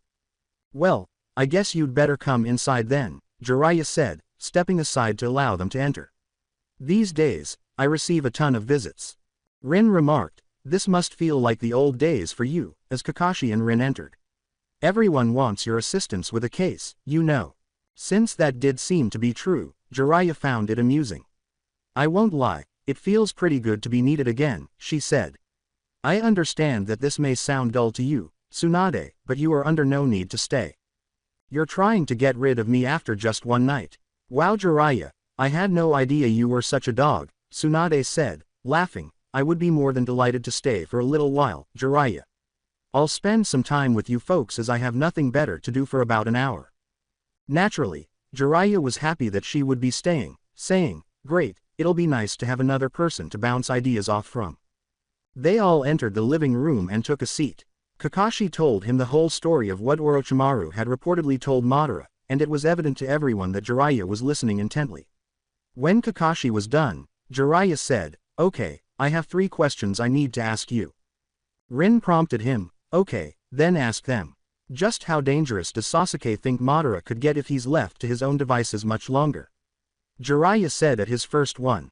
Quote, according to Kakashi, Sasuke says that his grandfather doesn't have all that much longer, and that the closer he gets to death the more aggressive he becomes. This was his direct response. "And how long does he believe it will take him to gain Madara's trust so that he will divulge the information?" "I see," Jiraiya thought. Quote, Rin had been considering that one as well. "I'd say at least a couple of weeks, based on what Sasuke told Kakashi. Since it's practically all he has left, Madara is extremely cautious of the blackmail information." Jiraiya continued to reflect before asking his final query, "Do you believe that Madara has any chance of killing Naruto if given the opportunity?" Quote, "I think he'd do it in a heartbeat," Kakashi said without even considering the possibility. "In fact, once he has complete control, I believe he intends to murder Naruto and every king." Jiraiya summarized, "So a situation that seemed like it couldn't get any worse actually has," adding, "I'm going to come up with a plan, of course, but something like this will take some time. I need to make sure I have everything planned out because I have never encountered a situation this complicated before." "Take as much time as you need," Rin said, pleased that he was treating this seriously. "This plan must be flawless for Naruto's benefit." While still pondering, Jiraiya said, "Go over everything Madara has done so far with me. In order to effectively plan our next course of action, I would like to have a deeper understanding of Madara's thought process. As Jiraiya leaned back and continued to consider their next move, Kakashi and Ren began to remember all of this. They were currently engaged in a fierce chess match with Madara, where it was necessary to plan 3 moves ahead rather than just one. Jiraiya's strategy had begun to take shape in his mind, but it was far from complete or conventional, for that matter, and the fight continued to get more and more intriguing. Naruto was enjoying his day off while Jiraiya was trying to think of a way to protect him. He was so stressed out that he felt as though a burden had been lifted off his shoulder, and he was soon completely thankful to Fu for persuading him to do this. Fu started by making them lunch, a bowl of ramen that she had learned to make from hanging out at Naruto's restaurant. Naruto practically licked his bowl clean, letting Fu know that he really enjoyed it. After they had cleaned up, they went for a nice walk with Kurama, who needed to stretch his legs twice a day, excluding when he went to the bathroom, and spent most of his time chasing other small animals. Although he was smarter than the average fox, Kurama was still an animal, so his instincts were still intact. After that, they returned to the apartment, and Fu massaged Naruto's back, and Naruto reciprocated the favor. With Kurama napping in the bedroom and the 2 of them lounging on the couch, Naruto felt more at ease than he had in a long time, saying, "Oh man, I really needed a day like that." "Yes, you did," Fu said, nestling against his chest. "Naruto, you cannot constantly be so stressed out. You're going to commit suicide or something. When someone's pulling the kind of shit that Madara is, it's not exactly easy to take time off," Naruto wrote, unsure if Fu understood his predicament. "I know you're just trying to protect your friends, but you think better with a clear head," Fu understood. "Now that you've taken some time off, I'm prepared to wager that you'll find it easier to make arrangements." Like Fu had predicted, Naruto's head felt a little better and one of his problems suddenly had a very clear answer. "Son of a bitch, I can't believe I didn't think of that before." Naruto decided to test her theory and began thinking about the problems he had been thinking about before all of this relaxing began. A little taken aback, Fu said, "What do you think of?" Quote. Naruto went on to say, "Udakata has been complaining that none of his girlfriends wanted to go out and get him his money because they felt uncomfortable. There is a really easy way to solve it." Fu was intrigued right away and asked, "What do you have?" Quote. Naruto thought it was ideal because it was so straightforward. All of this is causing Han to sit on his ass doing nothing. What if we sent his men off to take the girls to their destinations until they were comfortable doing so? Udakata would not have to pay anything, and Han's soldiers would at least have something to do. To keep his men happy, he may reward him with a little sum of money, which Han could then give to his men. Since he would have more of his girls out there, Udakata would still profit in the long term. Eventually, Fu understood what he was saying after trying her best to follow his thoughts. "Damn, that's kind of genius, Naruto. It's incredibly straightforward yet flawless all at once. I assume that this marks the end of your day off." Quote. At last, Naruto removed his phone and began to turn it back on, saying, "Yeah, it is. While it lasted, it was enjoyable." "It really was," Fu said with a somewhat dejected but joyful smile. "If that's the case, I'd better spend some time at home. I need to run over and finish a few things. I wish you success with the irate kings." Naruto said, "I can see the texts now," after realizing he had 28 messages on his phone. "What are you doing in the hell? Why should we give you a portion of our profits? Do you honestly believe that now is the right time to take a day off? And everything else. If they say something like that, you can tell them to fuck themselves." Fu informed him sharply, "Does anyone else in the world have the ability to perform what you do without getting shot or anything?" The answer is no. The money they handed you was earned. What if you would like to take a day off? Quote. A handful of the messages caught Naruto's attention, including one about Madara finding something very interesting about him, with the words, "Looks like you were right about it being a good time for you to leave, because I just found something that should keep me busy for a while." Most of the messages were exactly what he had been expecting, though not as bad as he'd thought they'd be. Gaara even made his more of a joke. Fu responded, "I don't even want to know," as she stood up from the couch and gathered her belongings. "I know you'll figure out the best way to do whatever you need to do. Babe, I'll see you later. You sometimes have too much faith in me," Naruto said as he stood up and kissed her. "Thank you for today." Fu said, "Believe me, it was my pleasure," and joyfully kissed him again. Something was softly stroking her leg as she turned to leave, and Kurama was staring up at her with sorrowful, large eyes, saying, "Ah, do you not want me to go, little guy?" Quote. "Sorry, but I really do have to leave," Fu said, leaning down to kiss his furry head. "I swear, I'll be back as soon as possible," she concluded in a sweet little voice. Naruto grabbed him up and remarked, "I know, I hate when she has to leave too," as Kurama patted over to him with a slight pout on his face after she departed. "But don't worry, she will return. She always returns. I need to clarify a few important points, so please pardon me.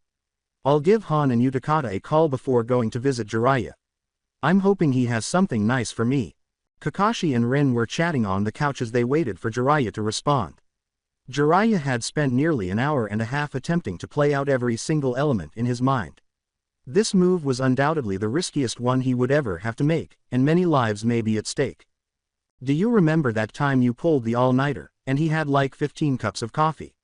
Ren asked, recalling the good old days when Obito was still working with them. Quote. "Do I remember?" laughed Kakashi, throwing his head back.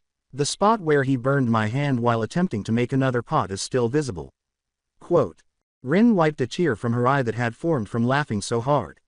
"Oh man, it's been much too long since we've all gotten together," she murmured. Do you think that maybe he'd be willing to talk to us yet?" Quote. "I don't know, he was really torn up about getting kicked of the force," Kakashi said, glancing at the dirt. "Perhaps we might visit him to discuss his assistance with all of this." Quote. "Maybe. It's so weird thinking about those days," Rin said with a hopeful expression in her eyes. "Back then, everything was so different. I kept asking you out, but you kept turning me down while Obito was making advances on me." The idea did seem absurd to Kakashi, who said, "Lord knows I wouldn't shoot you down now." When Rin heard that, her thoughts stopped. "Really? Would you genuinely agree to go on a date with someone?" Quote. Under his mask, Kakashi grinned slightly and said, "I don't know about just someone, but for you I would be." After giving it some thought, Rin said, "Well, then, how about you come over to my place for supper tomorrow night? Let's say about 8. Quote. Although he felt like he was exploding inside, Kakashi tried to act calm. "Yeah, that sounds great," he said. "I will make sure to visit." A fresh voice, that of Naruto Uzumaki, came from the doorway. "Hello. I knocked for about 5 minutes without getting a response, so I'm simply coming in." "We're in the living room, Naruto, and you'd better come and have a seat," Jiraiya said at last. "Although I've figured out the rudiments of my approach, I'm still struggling with a few things." "Hey Jiraiya, good to see you," Naruto said as he entered the living room and took a seat beside her. "What do you currently have?" Quote. Jiraiya was thinking as he massaged his chin. "Well, there's only one thing that I've decided for sure, and that's that simply making Madara think you and Sasuke are all buddy-buddy won't be enough to earn his trust." "What makes you think that?" asked Naruto, hoping for better news. Quote. "It occurred to me that the Madara might not have even intended to tell Sasuke where the information is," Jiraiya said, not speculating but knowing. "After all, he doesn't need to be aware of it in order to seize control of the king's organization. Why would Madara take the chance if there was absolutely no reason to? First, he would need to be certain that he could trust Sasuke." "Damn it, you've actually got a point there," Naruto said, unable to come up with a false explanation. "What on earth will we do? The only thing preventing us from murdering Madara is that knowledge. This situation would be resolved if we could just obtain it." Jiraiya agreed wholeheartedly, saying, "That would be the end of this, of course. There is only one situation in which I can truly picture Madara having a motive to provide Sasuke with the information, even though I have thought about it more times than I can count." "If you've tried that many plans, that one can't be good," Naruto dared not inquire. "What did you think of?" Quote. "It's the one thing the Sasuke could ever do that could completely convince Madara he's able to trust him," Jiraiya said. "But it's just so risky. I need more information before I even suggest it." "Come on, it's better than just sitting around doing nothing," Naruto said, wanting to hear more. Quote. "Naruto, Jiraiya is the best strategist I've ever seen," Rin said, not believing that he should hurry things. "He means it when he claims he needs time to ensure everything is secure. Please just let him do his job." "She's got a point, Naruto," asserted Kakashi. "Jiraiya merely wants to see that you survive all of this crap. I promise that this man will protect you." Feeling a pang of remorse, Naruto turned to Jiraiya and stated, I apologize if I offended you, but I'm just fucking angry right now. Not a bit offended, Jiraiya said, don't worry, Naruto. I understand what it's like to feel powerless in a situation. I shouldn't have too much time to determine whether the plan is safe. After calming down a little, Naruto turned to face everyone and said, hey, how about we all go do something fun? We all have free time, but we don't often get to hang out together. What did you have in mind? Ren inquired, as none of them could understand why not. Quote. With a cheeky grin, Naruto said, a boxing event is happening not too far away. Let's go place some wagers and observe the outcome. Quote. That actually sounded pretty good, Jiraiya thought. It seems like fun. Legal bets, right? Quote. Yes, legal bets, said Naruto, rolling his eyes. Take your keys, and let's get going. Quote. They all got up and went off to the match. This was going to be fantastic. Everyone in the stadium was cheering, and the atmosphere was electrifying. As they cheered, Naruto, Jiraiya, Kakashi, and Rin joined in. Rock Lee, a fighter with almost superhuman speed, was beating the living daylights out of Dosu. Although Dosu was reputed to have the best left hook in the world, it was ineffective since he was unable to make contact with the opponent. Guy, who had a very bright boxing career before a car accident permanently damaged his limb, was good friends with Rock Lee. After that, he became a police officer, but at his gym, Guy met Lee, a young man who wanted to be a professional boxer, and he was given another opportunity at his goal. Guy had been so deadly as a boxer because Lee had the ideal body to use his heavy fist style of fighting. After being educated by Guy, Lee was unstoppable. Naruto had staked all of his money on him because he was now on his way to the top. Naruto's friends were happy to watch Lee kick the snot out of the Dosu because they had all placed bets on him. Oh come on, this guy's a pussy. Let's go Lee, you can hit him harder than that. Rin screamed, fully engaged. Jiraiya was also amazed at how involved he was, saying, look at him Lee. The guy's almost finished. Don't let up. Finish the motherfucker. He's practically out already, shouted Kakashi, who desired his money as much as he enjoyed the fight. Naruto was grinning rather than shouting. As usual, he was certain that Lee would prevail. Lee continued to attack them despite the fact that they had previously shattered his jaw, ribs, and nose. What a freight train he was. He would not lose in any way. After dodging one of Dosu's hooks, Lee launched another unrelenting attack. As he struck him repeatedly, Dosu's mouth started to bleed. Dosu took a final, forceful blow, slumped to the ground, and the referee began counting. When the referee reached 10, which meant Lee had won, the applause became louder than before. With a slightly slimmer physique and a nearly identical appearance to Guy, the young man proudly put up his hands after winning another match. As the crowd calmed down a little, they all gently stood up and began to go away. Naruto asked, so who all won and how much did ya get? After glancing at them, Rin was mentally calculating the odds and said, well, Lee had the better odds, so it wasn't a huge amount. I put down $100, so I think I won like 40 or 50 bucks. Based on Rin's statement, well in that case, I won like 90 or 100 bucks. I put down $200, Kakashi was able to calculate his own. I won the most out of all you guys. I bet 350 bucks, so I must have got like $175. Jiraiya said with a proud smile. Naruto was quite amazed. Wow, go Jiraiya. Good thing Tsunade wasn't here, she would have bet on Dosu just because she would have made more money if he'd won. Jiraiya was aware of that. That would be why she hasn't gambled in 5 years. She would have gone broke if she'd kept going. Don't tell her we went here by the way, it's probably not a good idea. They all nodded, and Naruto briefly appeared a little taken aback, almost leaping 5 feet into the air. He added, sorry, my phone just went off. I had it on vibrate so it scared the crap out of me, as they all gave him amused looks. Kakashi said, only you, Naruto, which he thought was sort of hilarious. Answer the text, we can wait for a second. Udakata and Han liked my new plan. Good, that'll make things a little easier for now, Naruto said, grinning slightly as he glanced at the phone. You know it only seems logical that Roshi, Fu, Gaara, or Udakata is going to be the next person to get hit. All the other kings have been hit already, so it's gotta be one of them. You really ought to be finding a way to protect the 3 kinds you haven't yet. Well, let's be honest here, you'll protect Fu's business. Ren had been considering this plan as they were being led in, primarily as a conversation starter. Kakashi was also thinking about it. That's actually been on my mind as well. Yagura and Yugito don't wanna do too much right now because Madara's been screwing with them, so why not do with them what you did with Han? Yugito could use her resources to keep an eye on Roshi's bribes and Yagura's men could probably find some way to help Gaara.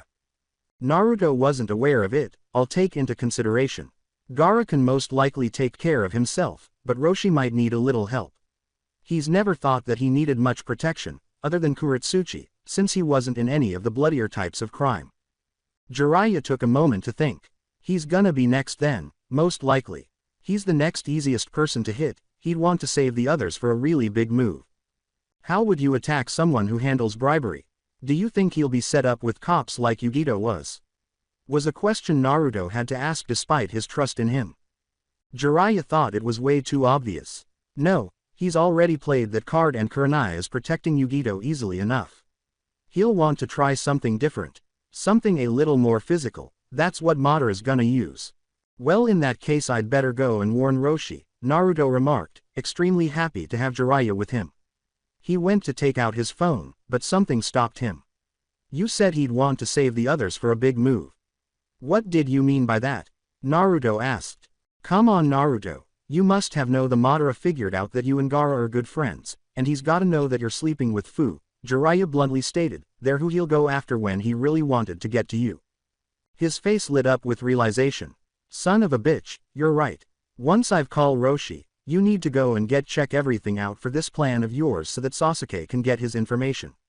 If my closest friends are really in that much danger, then I need to kill Madara before he can get anywhere near them. Jiraiya was delighted to help, sure, but you've gotta set up a meeting for me and Sasuke. I'm gonna need to have a nice long chat with the man before I give this plan any consideration. With his phone already ringing, Naruto said, done. Kakashi and Ren, I don't need you guys for today. Do whatever you want, go and enjoy yourself I guess. Alright then, guess I'll get as much done as possible today. Feel like stopping on the way for donuts Ren. Kakashi mentioned that he could use a day to finish some of the tasks at the precinct. Donuts again Kakashi, you had a box on your desk yesterday. How often do you get those things? Ren asked, giving Kakashi a humorous look. Simply shrugging, Kakashi said, I get a box every 2 or 3 days. What can I say, I like donuts. Ren said in a startled tone, Kakashi, that's like 5 donuts a day. You should weigh like 500 pounds right now. Kakashi touched his abdomen, doesn't seem to be an issue for me. I eat pretty unhealthy, but I can't ever seem to gain any weight. That means I'm fine, right? Skinny doesn't mean healthy, do you ever go and see the doctor? Ren said, slapping her forehead in exasperation. The reckless Kakashi responded, nope, I'm feeling fine. I'm the epitome of health. That didn't sit well with Ren, who said, yeah well, we'll see about when you come to my place tomorrow. Kakashi was about to reply when Naruto interrupted, saying, well that's not good. What? Ren said, turning. Naruto was staring at his cell phone, it's Roshi, he didn't answer when I call. He never misses a call, at least not from me. We might be a little too late. I've really gotta go. Kakashi, can you set up the meeting for Jiraiya and Sasuke real quick? Something tells me I'm not gonna have the time to. With pleasure, Kakashi said, of course, you go and check in on Roshi. He said, hey Kiba, I need you and Ino's help with something. Meet me at Roshi's place as quickly as you can, and bring your most dangerous stuff. This could get bloody. Naruto then phoned another number on the phone and began calling for support. Despite the ongoing conflict, it appeared that some people were making time to begin dating. Gaara was by far one of the happiest persons to find a little love. He and Hinata had gotten together whenever they could and had already gone on 3 dates. Hinata was taken aback by how loving she had grown for Gaara. Gaara had been beneficial to her, but she had come to the realization that her idolization of Naruto was unhealthy. Gaara had experienced the same thing, with Hinata being able to come out of his shell a bit more. In an odd way, the two of them mesh really well together. Gaara was thrilled to see Hinata again and was headed to her flat at her request. Although their 3rd date had gone really well, Hinata appeared a little taken aback when Gaara left that evening. She seems to have thought he would stay longer or something. When he knocked on the door of the flat, Hinata hurriedly opened it and said, Gaara, I'm so glad you could make it. Please, come in. Upon entering Hinata's apartment, which was filled with lavender-colored items because it was her favorite color, Gaara grinned slightly and said, I'm glad I could make it as well. I had a wonderful time last night. With a slightly relieved expression, Hinata said, oh good, I was afraid something had gone wrong. Not in the least. What on earth made you think that? Gaara asked, not understanding. Hinata flushed slightly and said, well, it was our third date. Most people say that on the third date, you're supposed to. Gaara was unsure, asking, no, what? Make love, have sex, whatever you wanna call it, Hinata replied in a low voice. Really, the social protocol is just 3 dates? Gaara asked, blushing immediately. If you don't want to, Hinata said, feeling a little ashamed. Gaara replied hastily, no, it's not that at all. I'd love to do that with you. I guess I'm just a little nervous is all. Hinata approached him slowly and asked, you've done it before, right? Gaara blushed once again, yes, but not with someone I like as much as you. Maybe we should get a nice hotel room or... There's no need to overthink this Gaara. Just let it happen, here and now, said Hinata, calming him with a kiss. Gaara began to lean back in and murmured, okay, we'll let this happen. Things gradually heated up as the two of them began kissing once more. Talk about bad timing, Hinata said as she knocked on the door before she could put her tongue in Gaara's lips. Hoping it was someone she could quickly send away, she went over to open the door. Hello Hinata, there are some things the two of us must discuss for the meeting we've got coming up in a couple of weeks. I won't have you embarrassing our company's name. She was unsuccessful, but Neji was there in his suit and had long brown hair. Neji wasn't used to seeing Hinata give him her best death stare, saying, as much as I'd love to have talked down to me for an hour, I've got company right now Neji. We'll have to do it later. Neji asked, do you know who this is? After glancing up at Gaara and recognizing him from their high school days. Of course I know who he is, he's my boyfriend, said Hinata, rolling her eyes. After being formally proclaimed her lover, Gaara felt a little proud and told Neji, yes, I am, and I'm not going to let you talk to Hinata like that. Neji opened the door and approached Gaara. Your boyfriend, Hinata, this man's a murderer. He killed a man before he even learned to drive a car and I have it on good authority that he's been investigated for other crimes as well. Hinata shouted in support of Gaara, the murder was self-defense and the investigations turned up absolutely nothing. This is unacceptable, your father is going to hear about this. Honestly, you're such a fool, Neji said, refusing to tolerate it. In a fit of rage, Neji whirled around and walked out. Hinata understood what she had done. Oh dear, I know this is gonna lead to trouble. I just know that my father is gonna end up looking into this and he could very well find things that he shouldn't. It's okay sweetie, I can be charming if I need to be, Gaara said, patting her shoulders. Look, ever since we surpassed the national Sharingan defense, the Hyugas have been more stuck up than ever. They'll do anything to ensure they stay on top, Hinata said, unsure if he would be able to calmly approach her father. Gaara was struck by something. In that case, I really should have a word with him. If I told him just enough to let him know that Madara was almost about to get his company going again and that I was trying to stop him, I think not only would he not object to me dating you, he'd probably offer to help me as well. When Hinata saw how brilliant that was, she said, Gaara, that's brilliant. He followed her to the bedroom after she flung her arms around him and pulled him into a passionate kiss. Hinata was going to express her gratitude to him. With their weapons drawn, Naruto, Kiba, and Ino stood outside Roshi's residence. Ino carried a few tiny pistols, Kiba a shotgun, and Naruto a pair of revolvers on his hip and a magnum in his palm. With all of stuff, they could blow the tits off almost anyone. Roshi lived in a modest home on the outskirts of Konoha, where there were no nearby residents for what felt like miles. They didn't want that because it meant Madara's men wouldn't have anyone to worry about warning. Are you sure he's actually in danger? I mean, all he did was miss a call, Kiba said, glancing at the silent house. Naruto was quite certain, if he had called me back, then maybe I could buy that. However, it's been over 25 minutes, he would have called me back by now. Plus, I know all of his cars and that blue one over there is not one of them. Trust me, something's wrong. Do you really think he'd still be alive after 25 minutes or more of being shot at? Asked Ino, who remained doubtful. Naruto had a better understanding. Roshi's not an idiot, he at least has some protection. He's got a safe room in there he built for situations just like this. It's a steel freaking door. It would take them a hell of a lot longer than 25 minutes to bust in. Kiba raised an eyebrow and questioned, he didn't think to put a phone in there.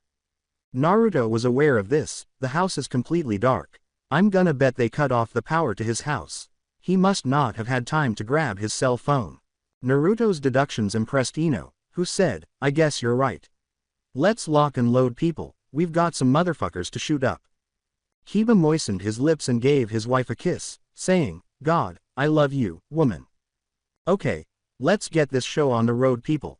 We've gotta save Roshi before they start to put bullet holes in him. Naruto had to bring these guys into the house before they chose to have sex on the front yard. The two lovers nodded as they turned to face Naruto. Being careful not to wake anyone, they began to enter the house as silently as they could. At least one of their weapons was pulled by each of them. As soon as they got inside, they immediately began scanning their surroundings, looking in all directions. Naruto noticed 5 men out of the corner of his eye as he began to go toward the location of one of the safe rooms. Before the men could see them, they all jumped behind a wall. Naruto whispered to them both, they've got 3 men with guns pointed at the door and 2 with guns pointed away from them. If wait for them to be caught a little off guard, we can just take them down pretty easily. On my mark, turn around and blow them away. With a nod, Kiba and Ino prepared their weapons. To make sure Sasuke wasn't among the men present, Naruto peeked around the corner. He signaled all the men to commence fire once he was certain they weren't paying close enough attention. As they turned the corner, they all opened fire. With his magnum, Naruto struck one of them squarely in the head, nearly destroying it. Kiba shot them with the shotgun, knocking them down but not killing them.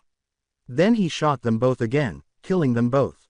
One of them was being hit by many bullets in the chest by Ino, who was able to talk him out quite easy. When the last shooter attempted to grab his weapon, Naruto stopped him and used his magnum to make 2 big holes in his chest.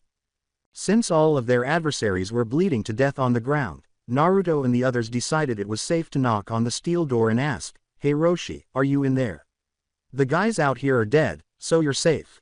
There were 5 of them, did you get them all? Roshi asked, sticking his head out when he heard some latches moving. After making sure all the bodies were dead, Naruto said, yeah, they're all dead. Come on out already. At last, while supporting his leg, Roshi began to go. Before he could reach his hiding place, it appeared that the men had been shot off on him. Those motherfuckers got me good. A man, this hurts like hell, he said. After examining his ankle, Ino said, that's pretty bad, the bullet is still in there. Kiba, I don't think that you can fix him up here. Kiba had previously treated minor wounds because he was somewhat knowledgeable about human medicine. You're going to need an actual hospital to get the bullet out, Ino said. Kiba said, I'm not even gonna try with something like that. Naruto warned, looks like I'm gonna have to go get Tsunade to take care of him. After you help me wrap a towel around his leg and get him into my car, you're free to go. Naruto knew better than to take him to a typical hospital. Roshi was approached by Kiba, who said, sure thing, that shouldn't take too long. With some embarrassment, Roshi turned to face Naruto and muttered, hey Naruto, thanks. With a sly smile, Naruto turned to face Roshi and said, don't mention it. While one group of the king's crew was engaged in violent combat, another was occupied with attempting to fight the battle just with her intellect. With the assistance of many of Kakuzu's friends, Pakura had uncovered almost every bit of information she could on Sasori, and she had discovered some quite intriguing facts. She was currently waiting outside Kakuzu's office organizing all of her paperwork so she could show him what she had discovered. She had a very clear picture of what was happening, even though the consequences were unexpected. She sincerely hoped her boss would trust what she said.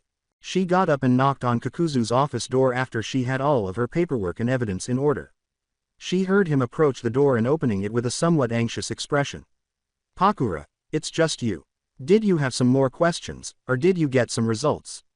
She asked. I've got some stuff that you just gotta see. What I've found changes everything, said Pakura, holding out her files. Why didn't you just open with that? Come on in, Kakuzu said, swinging the door wide open.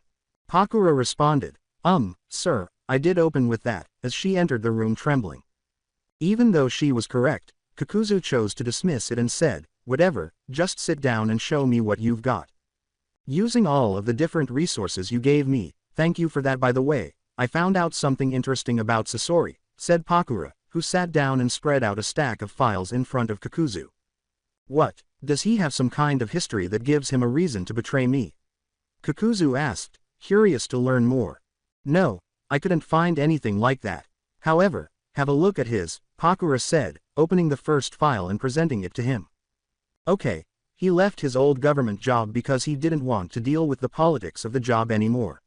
"So what?" Kakuzu said, glancing over the paperwork and blinking a few times.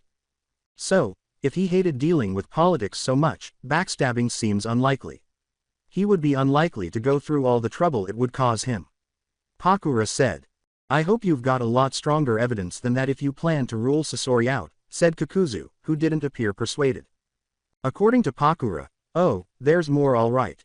Check this out." She pulled another document from her files. "I thought you weren't looking into these?" asked Kakuzu after noticing it was a bank statement.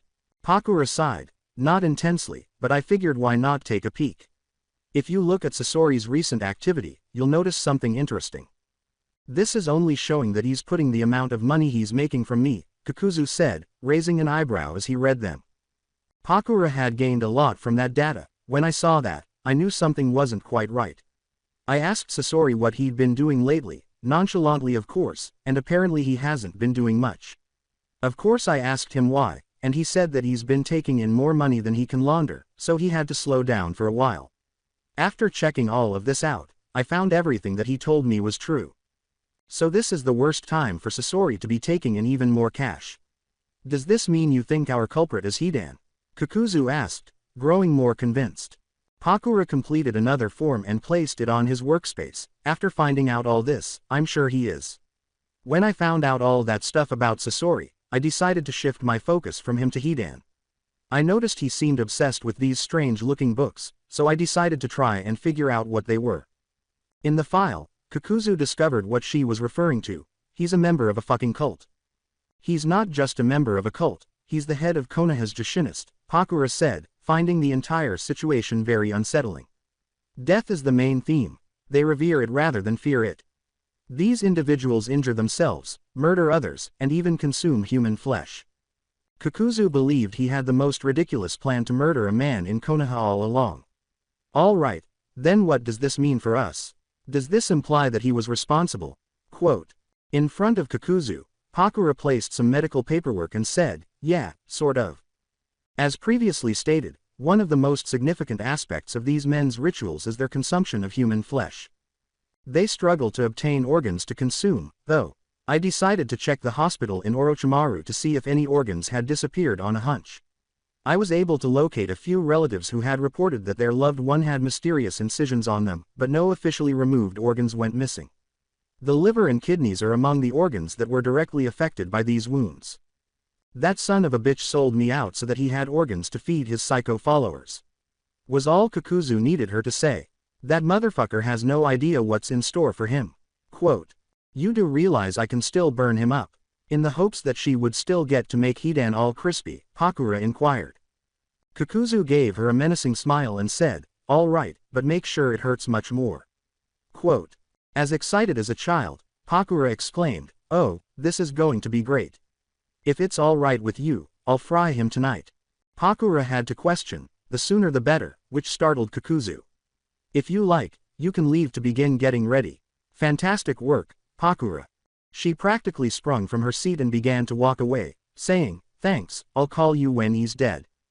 As Pakura virtually ran out of the room, Kakuzu just had to laugh because he was beginning to see what Zabuza meant when she said that her love of burning things was cute, in a creepy way.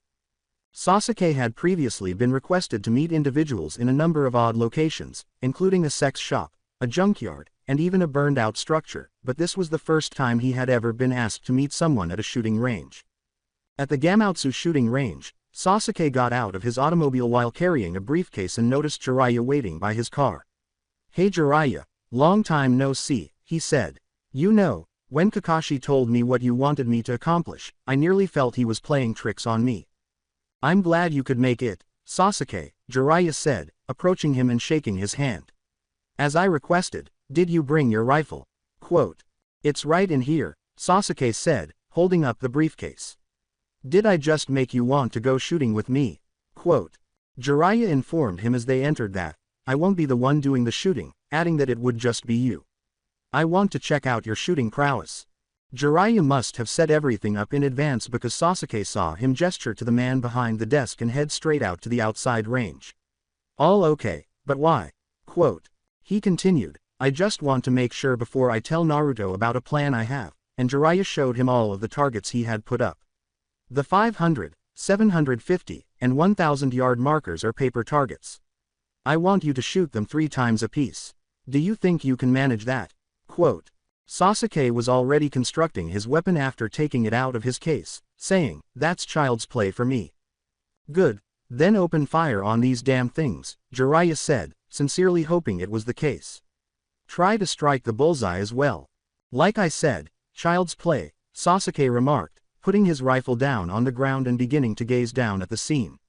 We simply pulled the trigger lightly and it was difficult to tell from where he was standing, but it appeared that Sasuke was hitting the targets as the bullets began to fly, so Jiraiya put his fingers in his ears.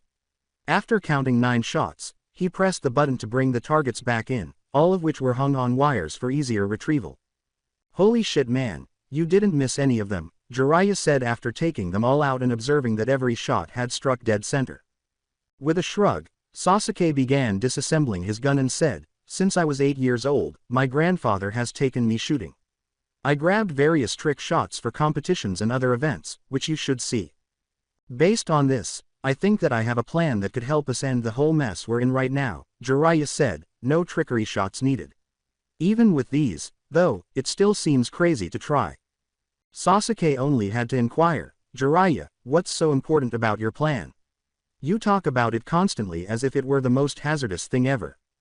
The big deal is, in this plan you're going to be making a shot that if you're off by even 1 centimeter, you'll end up killing Naruto, Jiraiya remarked with a sorrowful tone.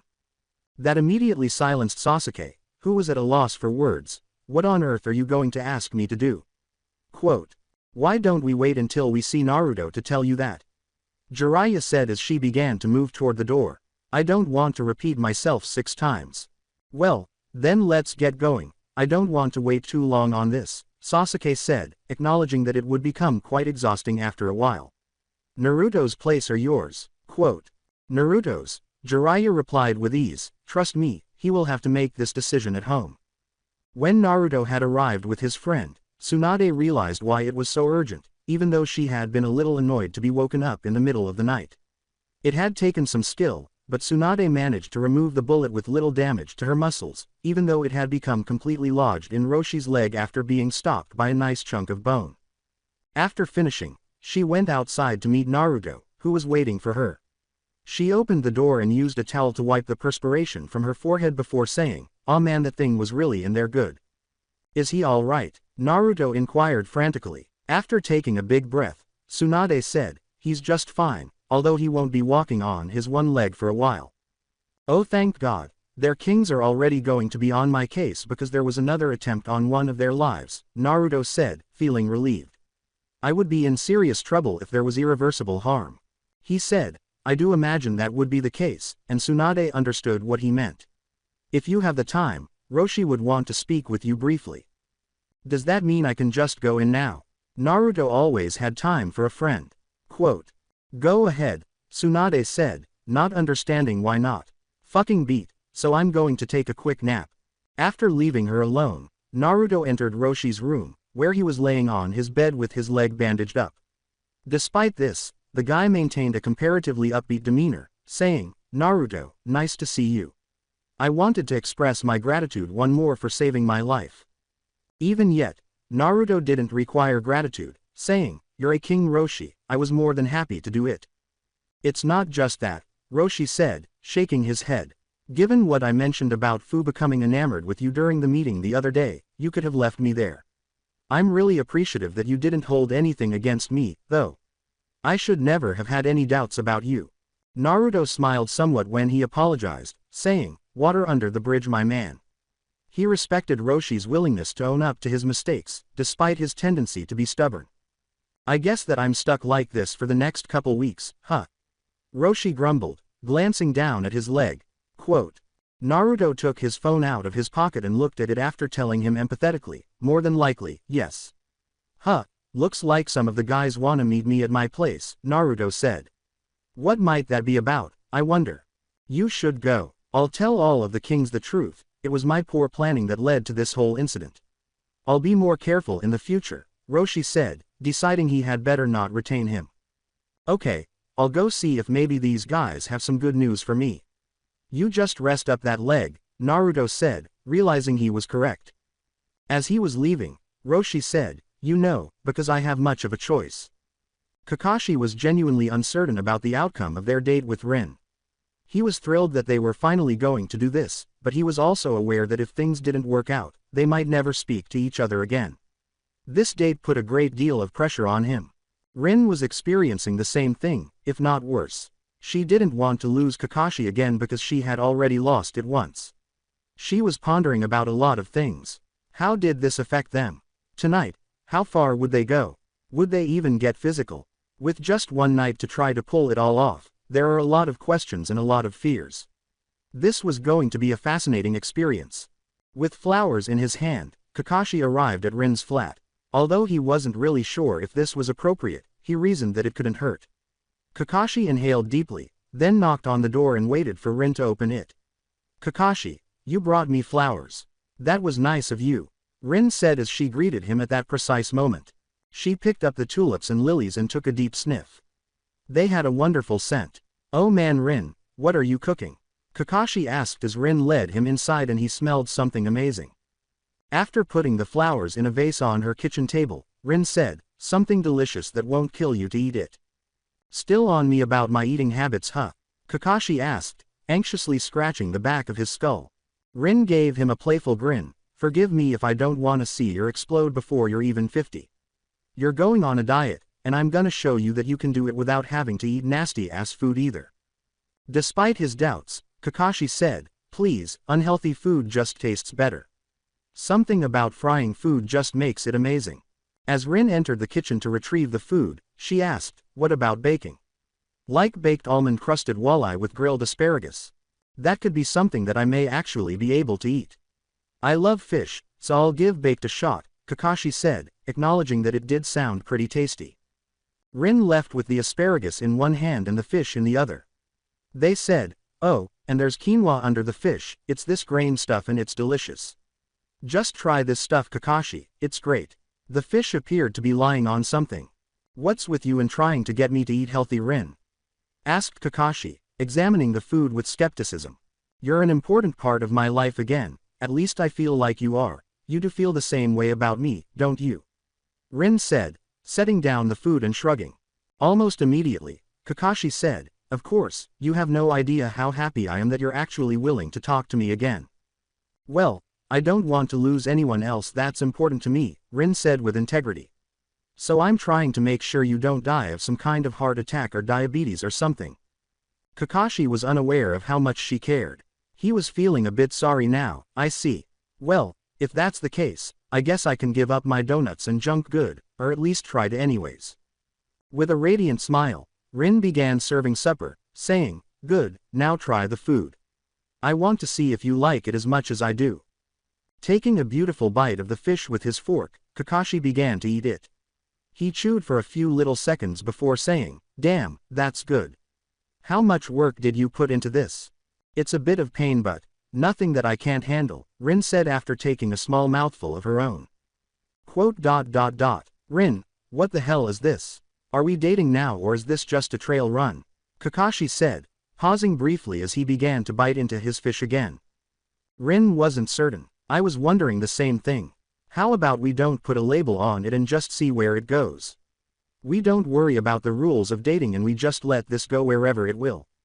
Now that's a plan. No rules huh? Does that mean I'm getting lucky tonight? Was a question that Kakashi found appealing. Ren reddened and continued to eat her fish, saying, we'll see. During his lifetime, Naruto had committed numerous insane deeds, the majority of which having some connection to the kings.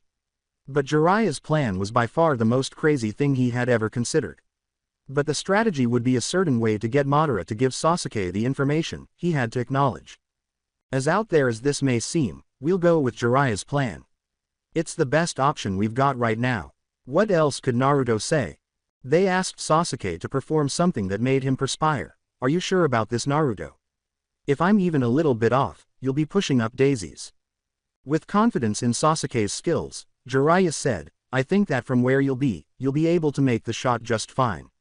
If Naruto says it's a go, then it's a go.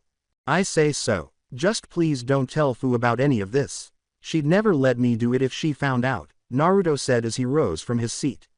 Kakuzu told me today that they've found the traitor, so once we've got him taken out we'll start this whole thing. You guys can stay or go, whichever one you want is fine, but I'm gonna go take a nap. Come on, Kurama. Kurama sprung from his couch seat and trailed Naruto into his bedroom. Sasuke went outside to practice with his rifle after Jiraiya made the decision to return home. If he was going to make this shot, he needed to be confident in his abilities. Gaara had to admit that having to wait for someone felt really weird. This was a significant change for him because he was always the one who made others wait. He was currently resting against a wall, waiting impatiently for Hiashi, Hinata's father, to knock on his stupid door. Gaara believed Hiashi's flat was the ideal location for this more formal visit. He was going to go smash the blasted door down in rage since Gaara had been knocking for 5 minutes and he knew Hisashi was home. I don't know who you are, but I'm very busy today. I've got a meeting to prepare for, calls to make, money to transfer, said the businessman, who at last answered the door. He resembled an older Neji with somewhat darker hair. My name is Gaara, and I'm your daughter's boyfriend, Gaara replied, growing agitated about the man. I was hoping I could have a word with you. Gaara entered despite Hiashi's furious glare, saying, I didn't know Hinata had a boyfriend. Gaara said, I'm relatively new in her life. Since we made it official, I figured it'd be best to meet you. He wished he could have commented on Hiashi's lack of knowledge of Hinata's life, but it would have been a poor idea. Hisashi truly enjoyed it. Well, that's very polite of you, a good start to be sure. I really am quite busy today though, so why don't just give me your phone number and we can talk later. I suppose that would be all right, yes. So I understand that you're a businessman, Gaara said, holding back his need to roll his eyes and pulling out a piece of paper to write down his phone number. As he wrote down his own phone number, Hiashi grinned broadly and said, yes, one of the richest men in Konoha in fact. After setting up the trap, Gaara said, of course, until Madara rises back into power anyways. It was time to snap it. With a sarcastic snort, Hiashi said, as if, that old psycho is down for good this time. There's no way he's coming back. That's not what I heard, Gaara remarked, attempting to contain his amusement. Hiashi turned to face Gaara right away and asked, what did you hear and how did you hear it? I work in real estate, and I've been hearing all kinds of things about Madara trying to expand his business into new areas to make this cash back and get business going again, Gaara said, wishing badly that he would start laughing at how effortlessly he had fooled the man. How do you hear about stuff like that in real estate? Asked Hiashi, who was beginning to feel anxious. Do you really want to know about that, or do you want to know how you can help stop Madara from growing too strong again? Gaara asked with a small laugh at the moment. Hiashi didn't care that this man was essentially blackmailing him and that there was a lot he wasn't telling him. To be honest, he kind of admired Gaara's attitude and could not allow Madara to regain his position of dominance. Hiashi said, as if I'd ever let us fall behind him again. I must say, you remind me very much of myself, my friend, oh so much of myself. The child's ruthlessness was a positive trait in what he saw as a cutthroat world. Gaara accepted Hiashi's phone and gave him his own. I highly doubt that, sir, but that really isn't my concern. You go to your meetings and I'll be sure to call you later. I feel like my associates and your associates could be a lot of help to one another. In a way, Hiashi liked the feeling he was receiving, even if he wasn't used to doing this, at least not recently. I assume of course that I can trust these associates of yours. That depends. As long as you stay on daughter's good side, you more than trust them. If you don't, well then I don't think I need to tell you what will happen, Gaara said, giving him a look that might have been interpreted as both hopeful and menacing. Hiashi glanced at the child and laughed. You know something, I'm starting to think Hinata's not as worthless as some people have been telling me.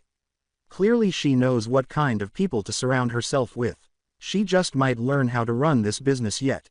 Your daughter is one of the most amazing women I've ever known, and if you don't see that, it's not my problem. As long as you treat her well, we'll have no problems, Gaara stated as he departed. Sir, do you know who that was? That was the scum that your daughter's dating, and Neji said as he entered the room as Gaara was leaving. Hiashi concluded, he's ideal. Gaara is exactly the type of man Hinata needs. That man's considered by most to be a criminal. How can you want the Hyugas associated with that? Neji asked in shock. How do you think I got the company started in the first place? Asked Hiashi, rolling his eyes. Wait a minute, I thought that you always said, Neji replied, his eyes wide. The boy's ignorance amused Hiashi, who said, come on now, do you really think that I told everyone the truth about how I made it in this world? Grow up for shit's sake. The majority of the evening was spent amicably by Kakashi and Ren discussing both past and future events. To be honest, they mostly really enjoyed hearing the other person speak. They briefly shared a kiss after that, but it ended there, and they both remained clothed. They had discussed a single topic more than anything else. It was Obito, their former companion. Since he was dismissed from the force, they hadn't seen him in a very long time. After much deliberation, the two decided against seeing Obito because they felt too guilty. Ultimately, Kakashi and Ren were to blame for his dismissal from the service. Obito had started to experience mild sadness about 2 years after Minato's passing, since he had lost nearly everyone who mattered to him. Madara simply wasn't worth having around, Minato was gone, and Fugaku was dead. He was determined to keep Kakashi and Ren, the only two individuals he truly cared about, and he had no intention of losing them. When Ren was abducted by the psycho killer she had been pursuing, this became more than just a minor issue. The Bone Thief was the moniker given to the madman by the name of Kimimaro, who would kill someone and then take as many bones as he could from the body. She knew she had to get the person, even though she didn't know why he did it. Ren managed to gather enough information to apprehend Kimimaro after 2 months and 10 fatalities, but she abruptly vanished before she could do so. Since Kimimaro had been threatening them ever since Ren began looking into him, Obito and Kakashi understood immediately that he must have stolen her. Fearful of what he could attempt to do to her, they brought him in to interview him.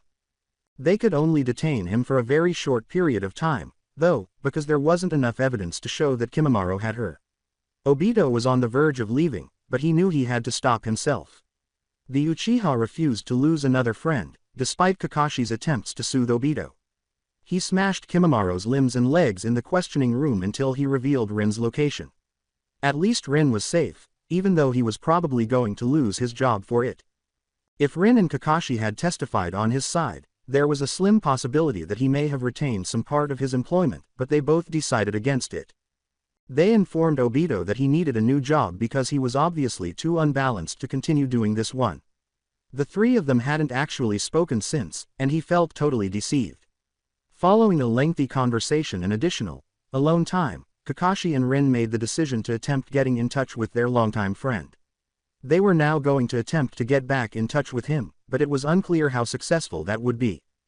Obito declined to give them his address when they called him and requested a meeting. Ren was able to persuade him to meet them at a coffee shop in the center of Konoha after some compromise. Ren persisted despite Obito's apparent lack of interest in seeing them. Ren and Kakashi arrived first, and both of them were drinking coffee, which felt odd for Kakashi because he didn't have a donut to go with it. Ren slapped his hand before he could get one, despite his best efforts. Are you sure this is a good idea, Ren? He asked her as he sat there drinking coffee. I mean, Obito isn't exactly on good terms with us. Ren expressed greater optimism. Kakashi, you know how happy it's made me to reconnect with you. I just want to try and do that with Obito too. Well, I hope you don't reconnect with him in the same way you did me. I might have an issue with that, Kakashi murmured, nuzzling Ren's neck. Ren pushed him away while giggling like a young schoolgirl, saying, Kakashi, not now. Obito's on the way and this isn't the first thing we want him to see. Kakashi sipped his coffee once more and remarked, okay, I can wait to have my fun, for now. He was drinking his own coffee when Obito approached. Kakashi, Ren, care to tell me what this little meeting is about? He asked after giving them each a nod and taking a seat. I told you on phone, Obito, we just want you to be our friend again. Is that so wrong? Ren scowled at his lack of warmth. Despite Ren's remark that, friends are supposed to be there when you need them, not sell you out when you're at your darkest moment, Obito removed the lid from his coffee and blew on it to cool it down. In a somewhat low voice, Kakashi questioned, "So you still blame us for what happened with you on the force?" "Well, I don't really see who else's fault that it could be," Obito replied after taking a tiny drink of his coffee. "I did whatever I had to do to save Rin's life, and all you guys did was send me up the river without a damn paddle." Rin didn't think that was the right way to phrase it, but, after Minato's death and everything with your family, you just weren't the same. "I'm eternally grateful for what you did to save me, but I couldn't lie to our superiors when they asked me if I thought you were stable or not. You just weren't, Obito. I was worried about what you could do if left to your own devices out there. It was to protect you, not to hurt you." Obito gave her a threatening look. "Protecting me? How did taking the only thing I lived for protect me? Not only did you take my job, but the only friends I had betrayed me. I really hope you've got something better than that if you're trying to win me back." Kakashi thought it was appropriate to attempt this second time. "Okay, maybe what we did wasn't right, or maybe we did exactly what we had to do. The thing is, we don't know because it's already past us. We can't change the past, so let's just focus on the present. We want you to be our friend again, Obito, won't you just let us?" After a few moments of apparent introspection, Obito remarked, "Nah, I'm good. I think me life's just fine without you people." Rin said, "But Obito," intending to plead with the man. Obito yelled at them, "Don't you even start. What I did to save you guys. Then you repaid me by fucking me over when I needed you most. Do you really think I'm gonna risk that again?" Rin was simply unwilling to let up. "I understand how you feel, it's the same way I felt about Kakashi for a long time. We're friends again now, and..." Obito suddenly began to giggle and interrupted her. "Friends? Come on. You're sitting right next to each other and I believe I saw you two butterflying kissing before I got here. You're a lot more than just friends. Looks like you two finally got together, congratulations." Rin felt terrible because that was the last thing Obito said before turning around and walking away. "Well, that went well," she remarked cynically. Kakashi wrapped his arm around her to console her. "It was our first try, Rin, we knew that it wouldn't go well. We'll get him to come around eventually. In the meantime, why don't you go home and relax a bit? Naruto's texting me so I'll probably have to help him in a bit." Normally, Rin would have preferred to accompany, but she was currently extremely exhausted. She said, "Okay, good luck with that. You're gonna drive me home, right?" Because all she wanted to do was sleep. The response that Kakashi gave was, "Of course, you just go home and get yourself some rest." Pakura had always struck Hidan as a rather odd woman, which was quite a statement from him. Hidan was never able to comprehend her peculiar obsession with fire. Flame was merely a rapacious little beast that only consumed, but death, his personal obsession, was something with lovely attributes. That's how Hidan viewed it, anyway. But then, Pakura was also a really pretty woman. It would have been fortunate for any male to share her bed. Although she was allegedly seeing Zabuza at the time, she had also asked Hidan to go alone to the woods behind Kakuzu's office. The meaning of that was obvious to everyone who wasn't a genius. It appeared that Hidan would have a successful evening. As he waited for Pakura to arrive, he was leaning against a tree and thinking about all the things they could do together. "She's kind of a freak, so maybe I'll get to do some kinky shit. I just might get to put my dick anywhere that I want in this chick, hee." Pakura replied, "Don't count on it, Hidan," as she entered the scene. "I never even said what I wanted you to come out here for." "No, but I can figure out what you were thinking. Come, Pakura, let's get wild in the woods, huh?" Hidan said, licking his lips as he spotted her. Pakura smiled seductively at him and approached Hidan. She carefully pressed her face against his as she leaned in close. Hidan felt something, not a nice one, on his pant leg before he could seize her and head for his objective. When he looked down, he saw that Pakura was holding a lighter to his crotch, which was where the fire started and had spread to his leg. "Ah, what are you doing, you crazy bitch?" he cried as he began to smash the flame. "I'm gonna roast you like a piece of meat, you fucking traitor," Pakura said, clearly enjoying the man's desperate attempts to extinguish the flame on his own. When he pulled his pants out, Hidan soon realized what was happening and said, "Oh, so that's what this is about. Kakuzu sent you because he found out about me feeding my followers." Pakura continued to play with her lighter. "Nice to see you've got the idea. Now be a goodbye and stay still so that I can turn you into a pile of ash. Or better yet, I could barbecue you and send you to your followers." Hidan ran toward her and yelled, "Fuck that, I'm gonna kill you and fuck your corpse, you little bitch." Instead, in a single action, Pakura tripped Hidan, moved out of the way, and took a tiny flask from her pocket. After spilling the flask's contents on Hidan, she said, "That is a highly flammable liquid which will burn in if even slightest spark touches it. You're quite literally toast." "Huh, what are you gonna do now, you freaky bitch?" Hidan slapped the lighter out of her palm as he quickly stood up. As Hidan charged her once more and threw her to the ground, Pakura frowned. "I'm gonna do this, you sick fuck," she said, placing her hands on his chest. To Hidan's surprise, the liquid on his clothing caught fire, and she tossed him off her. "Ah, what the fuck did you light me with?" shouted Hidan in agony.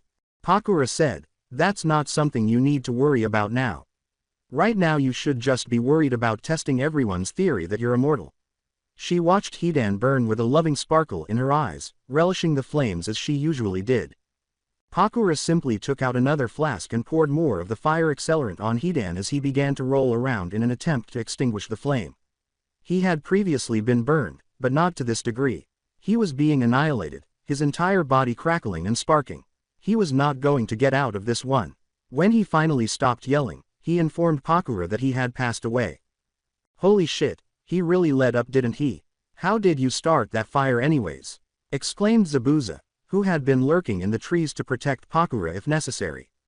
With that in mind, Pakura said, "Another time, Zabuza, for now let's just watch the son of a bitch burn." "All right by me," Zabuza murmured, putting an arm over her.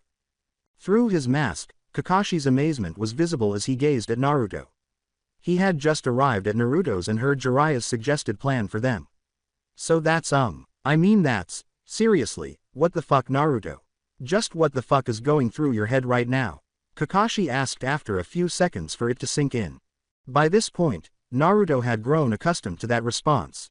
He found it amusing at this juncture. "The safety of those that I love is going through my head right now. That and the fact that this is the only remaining option at this point." Kakashi gave him a deadpan expression. "Really, you say this is the only option? I could think of about 10 other things that we could do that wouldn't put your life at risk. Do any of them take out Madara in just a matter of days?" Naruto asked, picking up the beer he had cracked open and taking a large swallow. In response, Kakashi said, "Okay, you've got me there. But they couldn't use someone else for this. I mean, there's just gotta be a better choice." Naruto said to him, "No sir, not better than me. This is happening, Kakashi, whether you like it or not," in a tone as grave as a heart. "What does Fu think about all of this?" was Kakashi's big question for him. Naruto continued to drink his beer. "She doesn't and won't know about it until it's all over. She'll be pissed at me, but I've got to do this to make sure she's safe." "Okay, I won't tell her. I'm not helping you when the shit hits the fan either though, you'll have to deal with her all on your own." Kakashi knew that if Fu found out, she would stop him. "Fair enough, you just keep everyone's head on straight when things get going, okay?" Is something Naruto could put up with. Kakashi had already made arrangements for it. "I'll make sure the kings are nice and calm, don't you worry." Speaking of the kings, how are they doing right now? With Roshi being shot and all. Remarkably happy to discuss it, Naruto said, "Actually, they weren't all that concerned about it. Most of them were pleased that I went there myself to take care of the issue. All in all, I came off pretty fucking clean with this one." "Damn, you really did. So what are you gonna do now?" said Kakashi, amazed. "I'm going to wait for Kakuzu to tell me the mole is dead, make love to Fu, and spend the rest of the night getting ready for tomorrow," Naruto said after giving it some thought and taking another quick sip of his beer. In Kakashi's opinion, the plan was rather sound. You enjoy yourself, man, because one way or another you're a dead man walking. "I've got faith in Sasuke's shooting abilities," said Naruto, rolling his eyes. As Naruto stood up to go, Kakashi gave him a back slap and said, "Good luck, Naruto. Don't get yourself killed. I was talking about Fu when she finds out about all of this." As he departed, Naruto waved and said, "Good advice. See ya, Kakashi." Naruto finished his beer and got up to call Fu as Kakashi walked away. Before he could pull this thing off, he needed to spend one incredible night with her. Sakura saw her spouse appeared to be under a lot of stress while she was at Sasuke Uchiha's house. When he arrived home for supper, he hardly ate anything, ignored what was on TV, and hardly looked up when she spoke to him about the baby. He seemed to be lost in his own universe at the moment. Sasuke, is there something on your mind tonight? You look like you're thinking about something really serious. I haven't seen you like this in a long time. Sakura knew she had to ask him what was wrong, so she did so as they were getting ready for bed that evening. Saying, I'm fine, I've just got a lot to do tomorrow. Something for Madara that's got me kind of nervous, you know. Sasuke glanced at Sakura and sighed somewhat. Oh, that's too bad. Is there anything I can do to help? Sakura frowned sympathetically. Not at the moment, no. Tomorrow is going to be a very stressful day for me, I can already tell you that. Oh well, it's just something that I've got to do I guess, Sasuke said as he climbed into bed and pulled the cover over his head. Sorry sweetie, I'm sure it'll be over soon. Hey, can I ask you something real quick? Sakura said, rubbing his back. Sasuke answered her bluntly, go ahead, I'll try my best to concentrate, but I've got a lot of shit on my mind. Sakura was scratching her chin. Well, I've been thinking about when I saw your friend Naruto the other day, and I can't help but think I got the place I remembered him from wrong. Sasuke looked at her anxiously. What do you mean? You just met him at one of our parties, right? Maybe a dangerous question. Sakura wasn't so sure anymore. Well, I was thinking back to all of our past parties, and none of them really made me think of Naruto. I'm sure that I've met him before, I just don't think that it was at a party. Sasuke thought, well, that just seems kind of silly Sakura. I mean, does it really matter where you met the guy? You said you like him and that's all that really matters. He could feel his nerves growing more unstable. Sakura said, I know, it's just gonna kind of been bugging me, you know. Despite being aware of it. Sure, I can understand that. Oh hey, I've been meaning to ask you this. Have you been thinking about any baby names? Was Sasuke's attempt to divert the conversation. Of course, I've been thinking about a couple of them. I know that you said your parents' names were Fugaku and Makoto, and I think those would both be good names if we had a boy or a girl. I also kind of like the name Indra, I don't really know why. Sakura's thoughts instantly shifted from Naruto to baby excitement. Sasuke was glad to see his wife thinking differently, and he enjoyed hearing her list the names of their future kid. He was genuinely excited by this child. He was going to be a very proud father.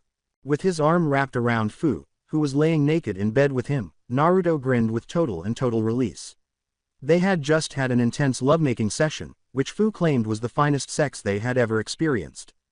She's so pleased right now, oh man Naruto, what the hell got into you? I get some random text to come over and you fuck me into next week. Did I miss something or were you just feeling really hot today? With a kiss on the top of the head, Naruto said, I just felt like showing you how much you mean to me, that's all. The girl had mint hair. Well, feel free to show me any time you want to. I brought some clothes so that I can stay the night, just so you know. Maybe you can make us some breakfast. Fu said, feeling that she meant a great deal to him.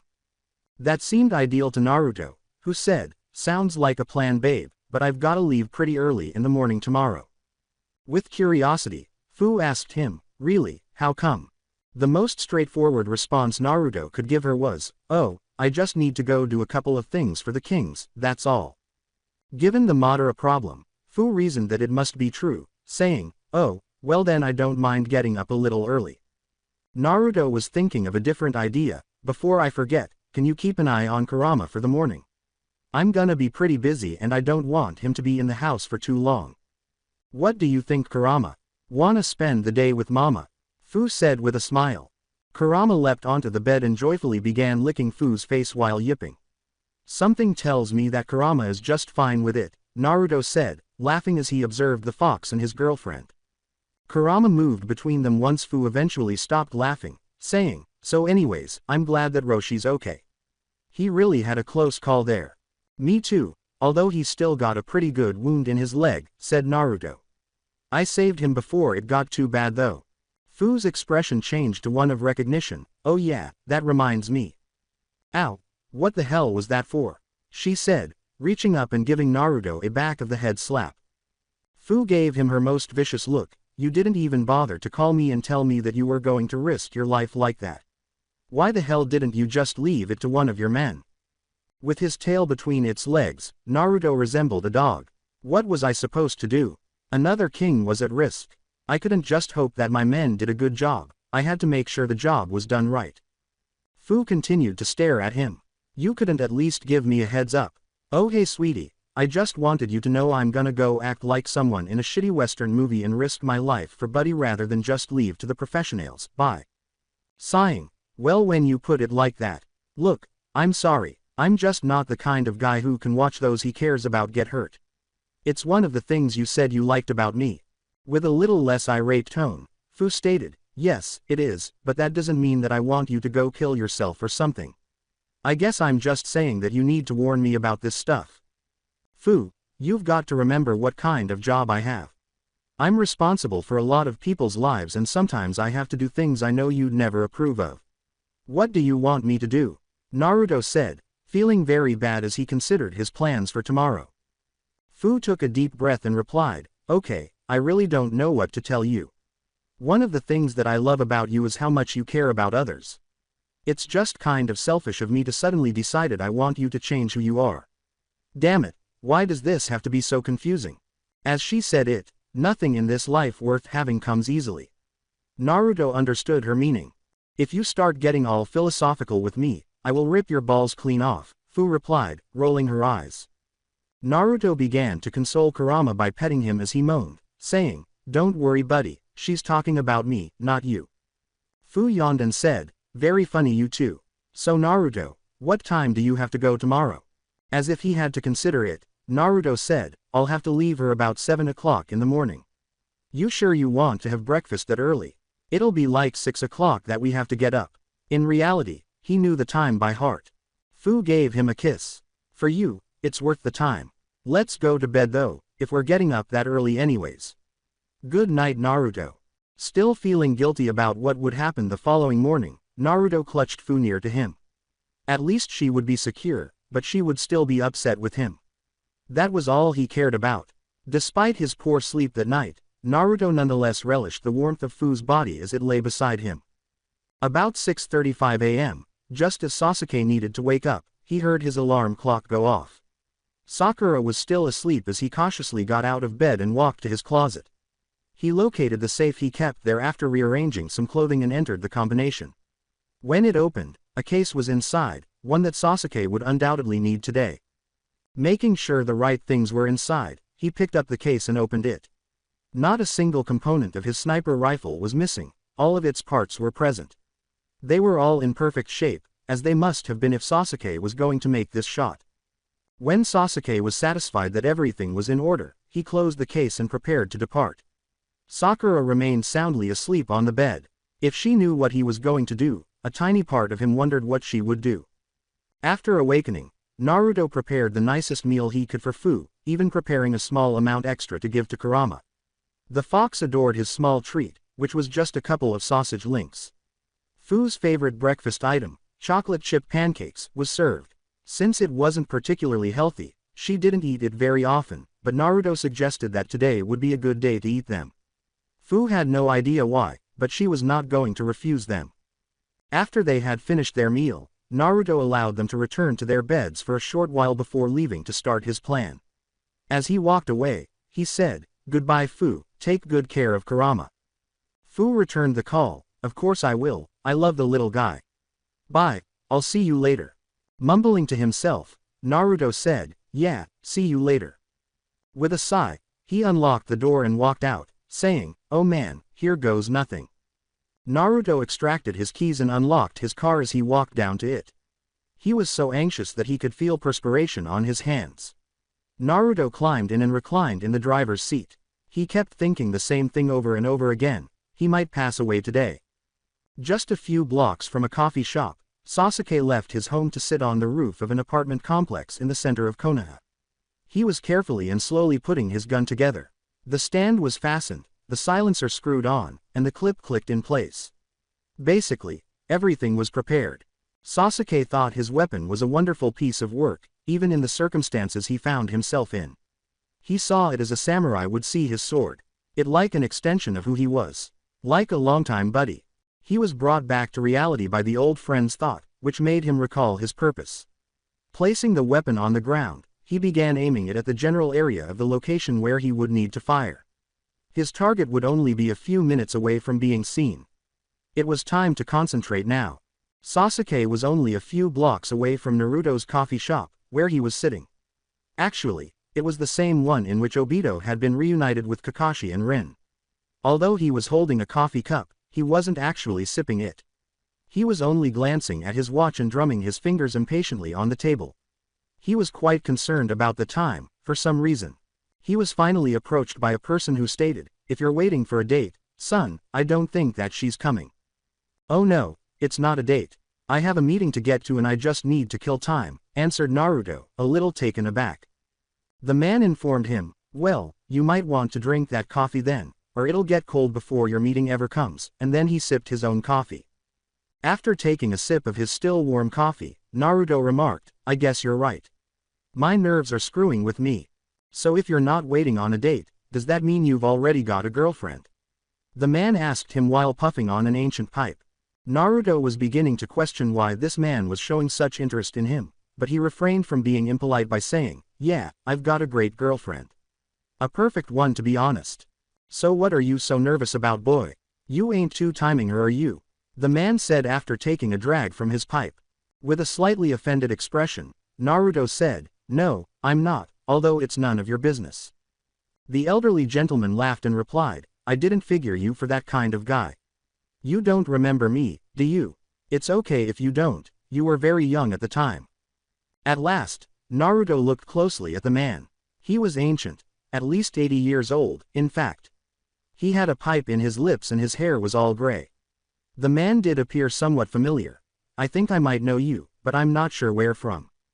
The individual extended his hand. "Hiruzen Sarutobi, the mayor of Konoha. When you were in grade school, I came to make a speech for your class." Naruto suddenly recalled, "Oh yeah, that right. I put paint bombs under the stand you were speaking on and then set them off halfway through. That was a good day, no offense."